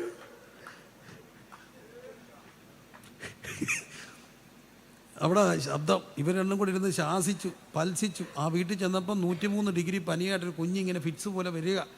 അവർക്ക് വണ്ടിയില്ല. രാത്രി അതിനുവേണ്ടി പ്രാർത്ഥിച്ചു, തിരിച്ചു വന്നു. ഈ പെന്തക്കോസ്റ്റ് എക്സ്പീരിയൻസ് ഇങ്ങനത്തെ കുറേ കാര്യങ്ങളുണ്ട്. പിറ്റേ ദിവസം യോഗം നടക്കുമ്പോൾ ഒരു ആൻറ്റി അതുവഴി വന്നു. റോഡേ പോയ ആദ്യമായിട്ട് വരിക. ആൻറ്റി യോഗത്തിനിടയ്ക്ക് ഒരു ഇട്ടി മുഴക്കുന്ന പ്രവചനം. കർത്തദാസന്മാരെ, കർത്താവിൻ്റെ ആത്മാവ് നിങ്ങളോട് പറയും, ഇന്നലെ രാത്രി ഞാൻ നിങ്ങളെ പറഞ്ഞയച്ചു. ഒരു സ്ഥലത്ത് ചെന്നപ്പോൾ നിങ്ങളൊരു ശബ്ദം കേട്ട് പിശാചാന്ന് തെറ്റിദ്ധരിച്ചു. നിങ്ങൾ കേട്ടത് പിശാചല്ല, നിങ്ങളെ കാക്കാൻ ഞാൻ അയച്ച ദൂതന്മാരുടെ കുതിരക്കുളമ്പടികളാണ്. നമ്മൾ ഓർത്ത് എന്താന്ന്? പിശാചാന്ന്, കുതിരക്കുളമ്പടികളാന്ന്. പിറ്റേ ദിവസം എങ്ങാണ്ടൊന്ന് വന്ന് ആദ്യം വരുന്നൊരു ദൈവദാസി ദൂത് പറയുക. അപ്പോൾ എനിക്കൊരു കാര്യം അറിയാം, ഞാൻ എവിടെ പോയാലും എന്നെ കാക്കാൻ ദൂതന്മാരുണ്ടെങ്കിൽ ഹല്ലേലൂയ, ഭയങ്ങളെല്ലാം മാറട്ടെ. യേശുവിനോട് സ്നേഹം, മനുഷ്യരോട് സ്നേഹം. മനുഷ്യഭയം എന്നൊരു കെണിയുണ്ട്, കേട്ടിട്ടുണ്ടോ? മനുഷ്യഭയമായ ഏറ്റവും വലിയ കെണി ഒതുക്കിക്കളയും, ഉരുക്കിക്കളയും, തകർത്ത് കളയും. ഇന്ന് രാത്രി നമുക്ക് പോരാട്ടമുള്ളത് ജഡരക്തങ്ങളോടല്ല, ആഴ്ചകൾക്കും അധികാരങ്ങൾക്കും ദുസ്വലോകങ്ങളെ ദുഷ്ടാത്മ സേനയോടോ. ഈ രാത്രി സ്നേഹമുണ്ടോ? വിശ്വാസമുണ്ട്. നിനക്കുള്ള സ്നേഹത്തെയും വിശ്വാസത്തെയും കുറിച്ച് ഞാൻ കേട്ടിട്ട്, നമ്മിലുള്ള എല്ലാ നന്മയുടെയും പരിജ്ഞാനത്താൽ നിൻ്റെ വിശ്വാസത്തിൻ്റെ കൂട്ടായ്മ. അപ്പോൾ സ്നേഹവും വിശ്വാസവും ഉള്ളിടത്ത് എന്തോ ഉണ്ട്? കൂട്ടായ്മയുണ്ട്. പ്രിയരെ, അതുകൊണ്ടാണ് ഇന്ന് രാത്രി ഇവിടെ വന്നിരിക്കുന്നത്. വീട്ടിൽ ഇരുന്നാൽ ലൈവിൽ കൂടെ കേൾക്കാം, പക്ഷേ എന്ത് കിട്ടത്തില്ല? കൂട്ടായ്മ കിട്ടത്തില്ല. ഒറ്റ യോഗം മുടക്കേക്കരുത്, ഒറ്റ യോഗം മുടക്കരുത്. ഇന്ന് പുറത്ത് പോകുന്ന പല പിള്ളേരും ഉണ്ടല്ലോ, ഇംഗ്ലീഷ് ചർച്ചിൽ പോകാൻ ഇഷ്ടപ്പെടുന്നുണ്ട്. മലയാളം അറിയാൻ വയ്യാഞ്ഞിട്ടല്ല. മലയാളം ഏത് ഭാഷയെ പ്രാർത്ഥിക്കുന്നു അതാണ് നമ്മുടെ മാതൃഭാഷ. സ്പോണ്ടേനിയസ് ആയിട്ട് പ്രാർത്ഥിക്കാൻ കഴിയുന്ന ഭാഷയാണ് നമ്മുടെ മാതൃഭാഷ. പക്ഷേ ഈ പല പിള്ളേരും ഇംഗ്ലീഷ് ചർച്ചിൽ പോകുന്നത് ഒറ്റ കാര്യം കൊണ്ടാണ്. എന്താണെന്നറിയാം? മലയാളം ചർച്ചിലാണെങ്കിൽ ഒരാഴ്ച കണ്ടില്ലേ പാഷ തപ്പി വരും, 2 ആഴ്ച കണ്ടില്ലെങ്കിൽ പിന്നെ മുറിക്കാത്തേക്ക് വരും, കൂട്ടുകാർ താമസിക്കാത്തേക്ക് വരും. എന്നെ കാണാഞ്ഞേ. ഇംഗ്ലീഷ് ചർച്ചിലാണെങ്കിൽ ആകും വരത്തില്ല. അതുകൊണ്ടാണ് പല ഇംഗ്ലീഷ് ചർച്ചിൽ പോകുന്നുള്ളത് ഒരു സത്യം. പക്ഷേ ഒരു കാര്യം ഓർത്തണേ, നമുക്കൊരു പ്രത്യേകതയുണ്ട്. നമ്മൾ കൂട്ടായ്മക്കാരാണ്. നിൻ്റെ വിശ്വാസത്തിൻ്റെ കൂട്ടായ്മ ക്രിസ്തുവിനായി സഫലമാകേണ്ടതിന് എൻ്റെ പ്രാർത്ഥനയെ നിന്നെ ഓർത്ത് എൻ്റെ ദൈവത്തിന് എന്ത് ചെയ്യുന്നു? സ്തോത്രം ചെയ്യുന്നു. ചിലരെ സ്തോത്രം ചെയ്യുന്നു. പൗലോസ് ഇപ്പം പറയുക, നിന്നെ ഓർക്കുമ്പോൾ ഞാൻ എന്ത് ചെയ്യുന്നു? സ്തോത്രം ചെയ്യുന്നു. പ്രിയരെ, അവിടെ കൊണ്ടൊന്ന് അവസാനിപ്പിക്കാം. ചിലരെ ഓർത്താൽ എന്തോ വരും? സ്തോത്രം. എന്തുകൊണ്ട് വിശേഷം? പാസ്റ്റർ എന്നെ കാണുമ്പോൾ സ്നേഹത്തോടെ കെട്ടിപ്പിടിക്കുന്ന ഒന്നുണ്ട് അമ്മച്ചിമാരുണ്ട്. എൻ്റെ പൊന്നുമക്കളെ, എന്നൊക്കെ വേണ്ടി ഞാൻ നമ്മൾ അവരെ കണ്ടില്ലെങ്കിലുണ്ടല്ലോ, സത്യമായിട്ട് അമ്മച്ചിക്ക് അസുഖമാണെന്ന് അറിഞ്ഞാൽ ഒരു പക്ഷേ ഈ അമ്മച്ചി ഇപ്പോഴും എൻ്റെ ലൈവ് ഉണ്ടെങ്കിൽ അമ്മച്ചി അവിടെ കാണും. ഞാൻ ആ കസേര തൊട്ട് പ്രാർത്ഥിക്കും. അമ്മച്ചിക്കൊരു കസേരയുണ്ട്, കയ്യുള്ളൊരു കസേരയാണ്. ഈ അമ്മച്ചി ചാകല്ലേ, കാരണം നമുക്കൊരു അമ്മച്ചിയാണ്. അമ്മച്ചി അവിടെ ഇരിക്കട്ടെ. എന്നാൽ എല്ലാവരുടെയും കാര്യത്തിൽ നമുക്കങ്ങനെ പ്രാർത്ഥിക്കാൻ ഒക്കുവോ? ഉള്ളു തുറന്ന് ഇല്ല. ചെല്ലെ ഓർക്കുമ്പോൾ എന്ത് വരും? സ്തോത്രം. ഞങ്ങളുടെ സഭയിൽ ഒരു സഹോദരി ഉണ്ടായിരുന്നു, എന്ത് പറഞ്ഞാലും വല്ലാത്ത മറുപടിയേ പറയത്തുള്ളൂ. ഞായറാഴ്ച കണ്ടില്ല, തപ്പിച്ചെന്നപ്പം ചോദിച്ചു എന്നാ വരാഞ്ഞ്? മറുപടി, നിങ്ങളുടെ സഭയിൽ ഞാൻ വന്നപ്പോൾ 100 രൂപ പത്രത്തിൽ എഗ്രിമെൻ്റ് ഉണ്ടായിരുന്നു, എല്ലാ ആഴ്ചയിലും വന്നാണ്. എഗ്രിമെൻറ്റ് വല്ലതും സൈൻ ചെയ്തിട്ടുണ്ടോ? അഹങ്കാരം വേണം, കയ്യും കാലും എല്ലാം കൂടെ വെക്കാം മക്കളെ. അവരെ ഓർക്കുമ്പം പേടിയാ. ഒരു രാത്രി ഞാൻ എങ്ങാണ്ടൊന്ന് റൈറ്റായിട്ട് വന്നെന്ന് ഭാര്യയ്ക്ക് തീരെ വയ്യ, അവൾ കിടക്കുക. അവളെ ഉണർത്താതെ ഞാൻ ആ മുറിയിൽ കിടന്നു. നല്ല ഉറക്കത്തിൽ ഞാൻ നോക്കിയപ്പോൾ ഇവൾ ചാടി ഉണർന്നിരിക്കുക, വിറയ്ക്കുന്നു, മിണ്ടാൻ വയ്യ. വെള്ളം കൊടുത്തു. എന്താ പറ്റി? പേടിച്ചു വെച്ചാ? എന്താ അടി? പേടിച്ചു. എന്തുവാ? ഞാനൊരു സ്വപ്നം കണ്ടു. എന്തോന്ന്? ആ സ്ത്രീ നമ്മുടെ മുറിയിൽ നിൽക്കുന്നേ. അവളെ സ്വപ്നം കണ്ടിട്ട് വിറയ്ക്കുക. ഞാനാണ് ലേഖനം എഴുതുമ്പോൾ പറഞ്ഞേനെ, ഉറക്കത്തിൽ പോലും സഹോദരി നിന്നെ ഓർത്ത് എൻ്റെ ഭാര്യ ഞെട്ടിക്കൊണ്ടിരിക്കുക. ചെല്ലെ ഓർത്താൽ ഞെട്ടൽ വരും. എന്തുകൊണ്ട് വിശേഷം? എല്ലാം ഉണ്ട്. എന്നെ ഇവരെ ഇല്ലല്ലേ ഇത് ഒരു സന്തോഷത്തിന് ആ വീട്ടിൽ ചെല്ലുമ്പോൾ ചോദിക്കുക, വഴി അറിയാമായിരുന്നോ? ഇങ്ങനെയുള്ള മനുഷ്യരെ ഓർക്കുമ്പോൾ എന്തോ വരും? സ്തോത്രം വരുമോ? ഇല്ല. എന്നാൽ ചിലരെ ഓർത്താൽ എന്തോ വരും? സ്തോത്രം. പ്രിയരെ, ഒരു മനുഷ്യൻ നെടുവീർപ്പ് മേളിലോട്ട് പോയെങ്കിലുണ്ടല്ലോ, അതാ ഈ ബന്ധനം. മേളിലോട്ട് നെടുവീർപ്പ് പോയോ താപ്പോട്ട് അനുഗ്രഹം വരത്തില്ല. എന്നാൽ ദൈവസന്നിധി ഇരിക്കുമ്പോൾ എന്നെ നിങ്ങളെ ഓർത്ത് ഹൃദയം നിറഞ്ഞ ഒരാൾ സ്തോത്രം ചെയ്താൽ തമ്പുരാൻ്റെ അനുഗ്രഹം വർഷിക്കപ്പെടും. ഒറ്റ മനുഷ്യന് നെടുവീർപ്പിടാൻ ഒരു അവസരം കൊടുക്കരുത്. അവസാനിപ്പിക്കട്ടെ. എൻ്റെ ഒരു സുഹൃത്ത് ഡോക്ടർ, കാർഡിയോളജി ഇരുന്ന ഇവിടെ മെഡിക്കൽ കോളേജ്, അത് എനിക്കിഷ്ടം പോലെ സമയം എല്ലാവരെയും കൊണ്ട് ആശുപത്രിയിൽ പോകാൻ എൻ്റെ ജോലി. അദ്ദേഹം ഒരിടത്തിരിക്കുമ്പോൾ ഞാനൊരു സൗകര്യം കൊണ്ട് പോയി. അദ്ദേഹം തന്നെ പല ഡിപ്പാർട്ട്മെൻറ്റ് ആ സൗകര്യം കൊണ്ട് പോയി ഒത്തിരി ടെസ്റ്റ് നടത്തി. ഒത്തിരി ടെസ്റ്റ്, നല്ല തുക വരും എനിക്കറിയാം. ഞാൻ കരുതിയാൽ പോയതും. ഏതായാലും എല്ലാം കഴിഞ്ഞിട്ട് മരുന്നെല്ലാം കുറിച്ചിട്ട് ഞാൻ പേ ചെയ്യാൻ വേണ്ടി കൗണ്ടറിൽ ചെന്നപ്പോൾ നേഴ്സ് തന്നെ നോക്കിയിട്ട് പറഞ്ഞു 150 രൂപ 200 രൂപ ഡോക്ടർ, ആദ്യത്തെ രജിസ്ട്രേഷൻ ഫീസ് മതി, ബാക്കിയൊന്നും വേണ്ടാന്ന് പറഞ്ഞു. ഞാൻ ആര് പറഞ്ഞു? ഡോക്ടർ പറഞ്ഞു. ഞാൻ ഓടി ഡോക്ടറെ എടുത്ത് ചെന്നു. ഡോക്ടറെ, എൻ്റെ ഇനി ആൾക്കാരുണ്ട് വരാൻ, അടുത്ത ആഴ്ച അടുത്ത ആളെയും കൊണ്ട് വരണം, എന്തോ ചെയ്യും? ഡോക്ടർ എന്നോട് പറഞ്ഞു, പുള്ളിക്ക് MBBS അഡ്മിഷൻ കിട്ടിയത് ലേറ്റായിട്ടാണ് എന്ന് പറഞ്ഞാൽ ആദ്യത്തെ കഴിഞ്ഞു കിട്ടാഞ്ഞോ കൊണ്ട് പുള്ളി BSc ജോയിൻ ചെയ്തു. അപ്പോഴത്തേന് ഗവൺമെൻറ് കുറച്ച് സീറ്റ് കൂട്ടി, അന്നേരം പുള്ളിക്കും കിട്ടി. അപ്പോൾ എൻ്റെ പപ്പ പുള്ളിയോടെ കണ്ടിട്ട് പറഞ്ഞു, അന്ന് മത്തമക്കാരനാ, കുഞ്ഞേ നിനക്ക് ഉറക്കത്തിൽ നിന്ന് വിളിച്ച് തമ്പുരാൻ ഡോക്ടറാക്കിയതാ, MBBS, നീ വലിയ ഡോക്ടറൊക്കെ ആകുമ്പം പാവങ്ങളെ ഒന്നും മറക്കല്ലെന്ന് പറഞ്ഞു. അദ്ദേഹം കുറിച്ചിട്ടു, ഡോക്ടറായ ആരെയും മറക്കരുത്, നീ കൊണ്ടുവന്ന ആൾ പാവമാ, ഡിസേർവാ എന്നേ ഞാനും ദൈവമായിട്ടുള്ള ബന്ധം. പൊക്കോളാൻ പറഞ്ഞു. ഞാനിങ്ങനെ പോന്നു. ആ പാവം പിടിച്ച സൗകര്യം വീട്ടിൽ കൊണ്ടാക്കിയിട്ട് പോയി. ഒരു 6 മാസം കഴിഞ്ഞ് ഈ സഹോദരിയുടെ വീട്ടിൽ ഞാൻ പോയി. അപ്പോൾ അവർ കുടുംബ പ്രാർത്ഥനയ്ക്ക് ഇരിക്കുക, ഞാൻ പുറത്തിരുന്നു. ഇവരെന്തോ അറിയുന്ന, ഡിസ്റ്റർബ് ചെയ്യേണ്ട, പ്രാർത്ഥിക്കുകയല്ലേ, ശ്രദ്ധിച്ചു. എന്നെ അത്ഭുതപ്പെടുത്തി. 6 മാസം കഴിഞ്ഞ് കുടുംബ പ്രാർത്ഥനയ്ക്ക് ഇരിക്കുമ്പോൾ അച്ചായം പ്രാർത്ഥിക്കുന്നു, ഡോക്ടറെ ഓർത്ത് സ്തോത്രം ചെയ്യുന്നു. ആൻറ്റി സ്തോത്രം ചെയ്യുന്നു. കൊച്ചിനെയും കൊണ്ട് പറഞ്ഞ് പ്രാർത്ഥിക്കുന്നു, ഡോക്ടറെ ഓർത്ത് സ്തോത്രം ചെയ്യാൻ. ഡോക്ടറാക്കിക്കൊണ്ട് തമ്പുരാൻ എന്താ റിട്ടേൺ? എന്താ റിട്ടേൺ? ഡോക്ടർ മുഖാന്തരം ദൈവത്തിന് എന്തോ വന്നു? സ്തോത്രം വന്നു. ഞാനും നിങ്ങളും മുഖാന്തരം നെടുവീർപ്പാണോ മേപ്പോട്ട് പോകുന്നേ? എത്ര വലിയ ആളാന്നേലും കീഴോട്ട് തലമുറകളിലോട്ട് ഒരനുഗ്രഹവും വരത്തില്ല. എന്നാൽ ഇന്നൊന്നും ഇല്ലയോ? സ്തോത്രം മേപ്പോട്ട് പോകട്ടെ, നിലനിൽക്കുന്ന ശാശ്വതമായ അനുഗ്രഹങ്ങൾ വരും. ഏതെങ്കിലും നെടുവീർപ്പ് ആർക്കെങ്കിലും സമ്മാനിച്ചിട്ടുണ്ടെങ്കിൽ, അത് വീട്ടിലാകട്ടെ ബന്ധുതയിലാകട്ടെ പാസ്റ്റർമാർക്കാകട്ടെ, ഇന്ന് രാത്രി അവർ ജീവിച്ചിരിക്കെങ്കിൽ പോയി ഏറ്റുപറയണം. ആർക്കെങ്കിലും നെടുവീർപ്പ്, അത് അമ്മച്ചിയോടാകട്ടെ മരിക്കുന്നതിന് മുമ്പ് രഞ്ജിപ്പിക്കണം, മരുമോളോടാകട്ടെ നിരപ്പി പ്രാപിച്ചോണം എന്നല്ലെങ്കിൽ, സ്തോത്രമല്ല, നെടുവീർപ്പ് പോയിട്ടുണ്ടെങ്കിൽ ക്യാൻസൽ ചെയ്യാൻ ഒറ്റ വഴിയേ ഉള്ളൂ, അവരോട് പോയി പ്രായശ്ചിത്തം നടത്തണം. അതല്ല, അവർ മരിച്ചു പോയെങ്കിൽ ദൈവത്തോട് പറയണം. കണ്ണടച്ചേ. നെടുവീർപ്പോ സ്തോത്രമോ, അവിശ്വാസമോ വിശ്വാസമോ,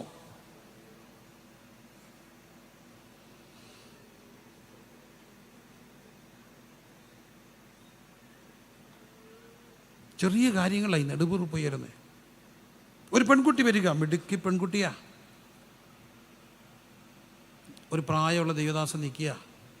ഞാൻ ഈ പെൺകുട്ടിയോട് പറഞ്ഞു, അവിടെ കൂട്ടുകാരൊക്കെ ഉണ്ടെന്ന് തോന്നുന്നു, ഇടീ കുഞ്ഞെ, ഈ ദൈവദാസൻ നിന്നെ ഓർത്ത് എന്നും പ്രാർത്ഥിക്കുന്നുണ്ട്. എനിക്കറിയാം, എനിക്കൊരു കാര്യമില്ല, ഇദ്ദേഹത്തിനൊരു സന്തോഷമായിക്കൊണ്ടെന്ന് പറഞ്ഞാൽ ഇദ്ദേഹം ഇന്നെ ഓർത്ത് എന്നും പ്രാർത്ഥിക്കുന്നുണ്ട്. എടുത്ത വായി കൊച്ചു പറയുക, പ്രാർത്ഥിക്കുന്നവരങ്ങ് പ്രാർത്ഥിച്ചാൽ പോരെ, പറഞ്ഞുകൊണ്ട് നടക്കേണ്ട കാര്യമുണ്ടോ? ആ ദേവദാസൻ സ്കൂട്ടർ എടുത്തുകൊണ്ട് പോയി. ഞാൻ ഇദ്ദേഹത്തിൻ്റെ പുറകെ പോയി. ഞാൻ ആ മുറി ചെന്നപ്പം കമന്ന് കിടക്കുക കട്ടിലെ. ഒറ്റ വാക്കയാൾ ചുരുണ്ടുപോയി. കൊച്ചുമോടെ പ്രായമില്ല. പിന്നെ ഉണ്ടായതൊന്നും ഞാൻ പറയുന്നില്ല, കണ്ണടച്ച്.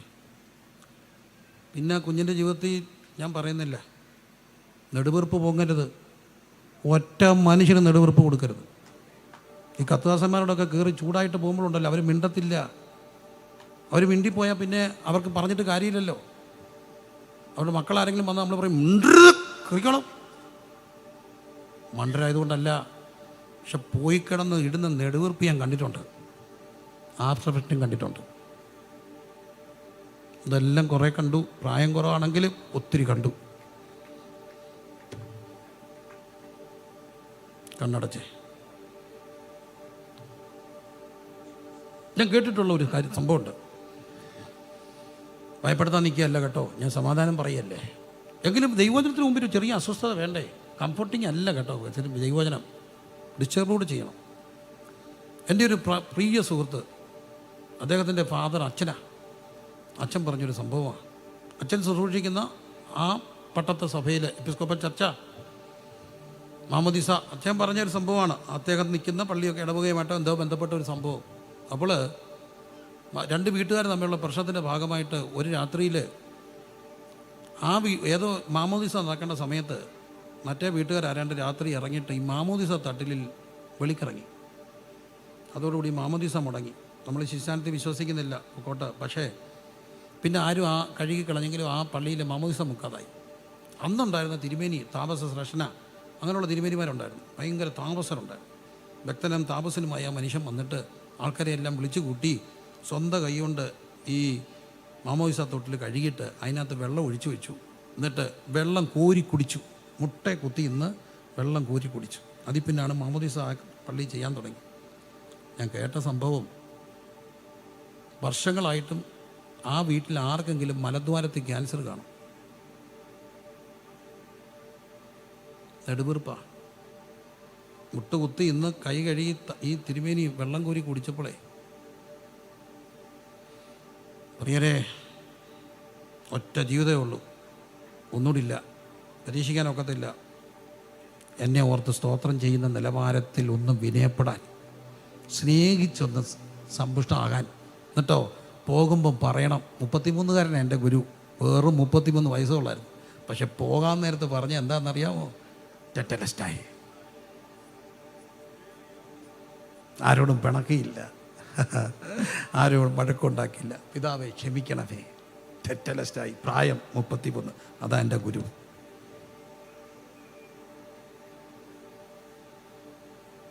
കണ്ണടച്ച്.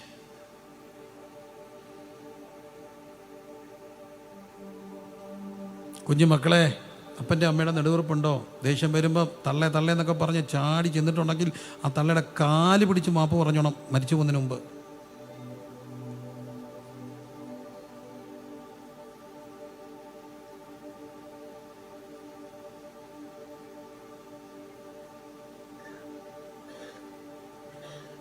എല്ലാം യേശുവിനെ നോക്കിയാൽ മതി. ക്ഷമ കിട്ടാൻ ഒറ്റ സ്ഥലമേ ഉള്ളൂ, യേശുവിൻ്റെ സ്ഥലമാണ്. കുരിശിൻ്റെ ചവിട്ടി വന്നിട്ട് പറയണം. അപ്പം കൊലോസ് ലേഖനത്തിൽ ഒരു വാക്ക് സംഭവിക്കും, നിനക്ക് വിരോധവും പ്രതികൂലമായ കൈയെഴുത്തും മായ്ക്കും.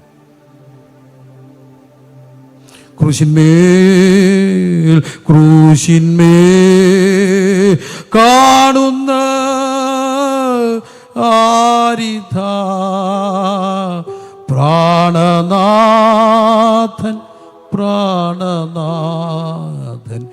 എൻ പേർക്കായി ചാകുന്നു.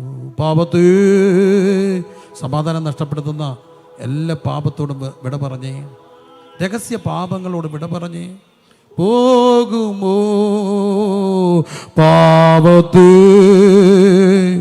സ്നേഹിപ്പാൻ?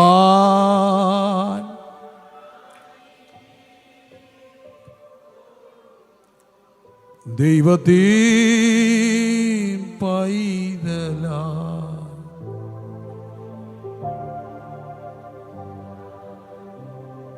ദൈവത്തെ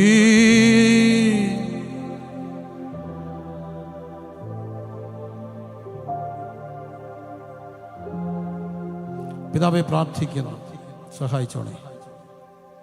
കുറച്ചുകൂടെ സ്നേഹിച്ച് ജീവിതം ജീവിക്കുവാൻ, വിശ്വസിച്ച് ജീവിക്കുവാൻ, യേശു ഉണ്ടെന്നുള്ള വിശ്വാസത്തിൽ യേശുവിൽ ആശ്രയിച്ച് ജീവിപ്പാൻ, ദൈവത്തെ മനുഷ്യനെ സ്നേഹിച്ച് ജീവിപ്പാൻ, ആർക്ക് നെടുവീർപ്പ് വരുന്ന ഒന്നും സമ്മാനിക്കാതെ കർത്താവെ ഞങ്ങളെ ഓർക്കുന്നവർ സ്തോത്രം ചെയ്യത്തക്കോണം ഞങ്ങളുടെ ജീവിതത്തിൻ്റെ റെഫറൻസിനെ ഒന്നുകൂടെ മിനുസപ്പെടുത്തുവാൻ, വളഞ്ഞതെല്ലാം ചൊവ്വാകട്ടെ, ഉയർന്നതെല്ലാം താണു വരട്ടെ, താഴ്ന്നതെല്ലാം നികന്നു വരട്ടെ, കർത്താവിന് പോകാൻ ഒരു പെരുവഴിയായി മാറുവാൻ, സ്മൂത്തായ ഒരു പെരുവഴിയായി മാറുവാൻ, ഗട്ടറുകളും വളവുകളും കർത്താവെ റെഫറൻസും ഇല്ലാത്തൊരു പെരുവഴിയായി നിൽക്കുവാൻ അങ്ങ് ഞങ്ങളെ സഹായിക്കണം. ഞങ്ങളുടെ ജീവിതം ഇങ്ങനെ കഴിഞ്ഞു പോകുമ്പോൾ ഒറ്റ കാര്യമേ ഞങ്ങൾക്ക് കർത്താവ് ഇവിടെ നിക്ഷേപിക്കാനുള്ളൂ, സ്നേഹം.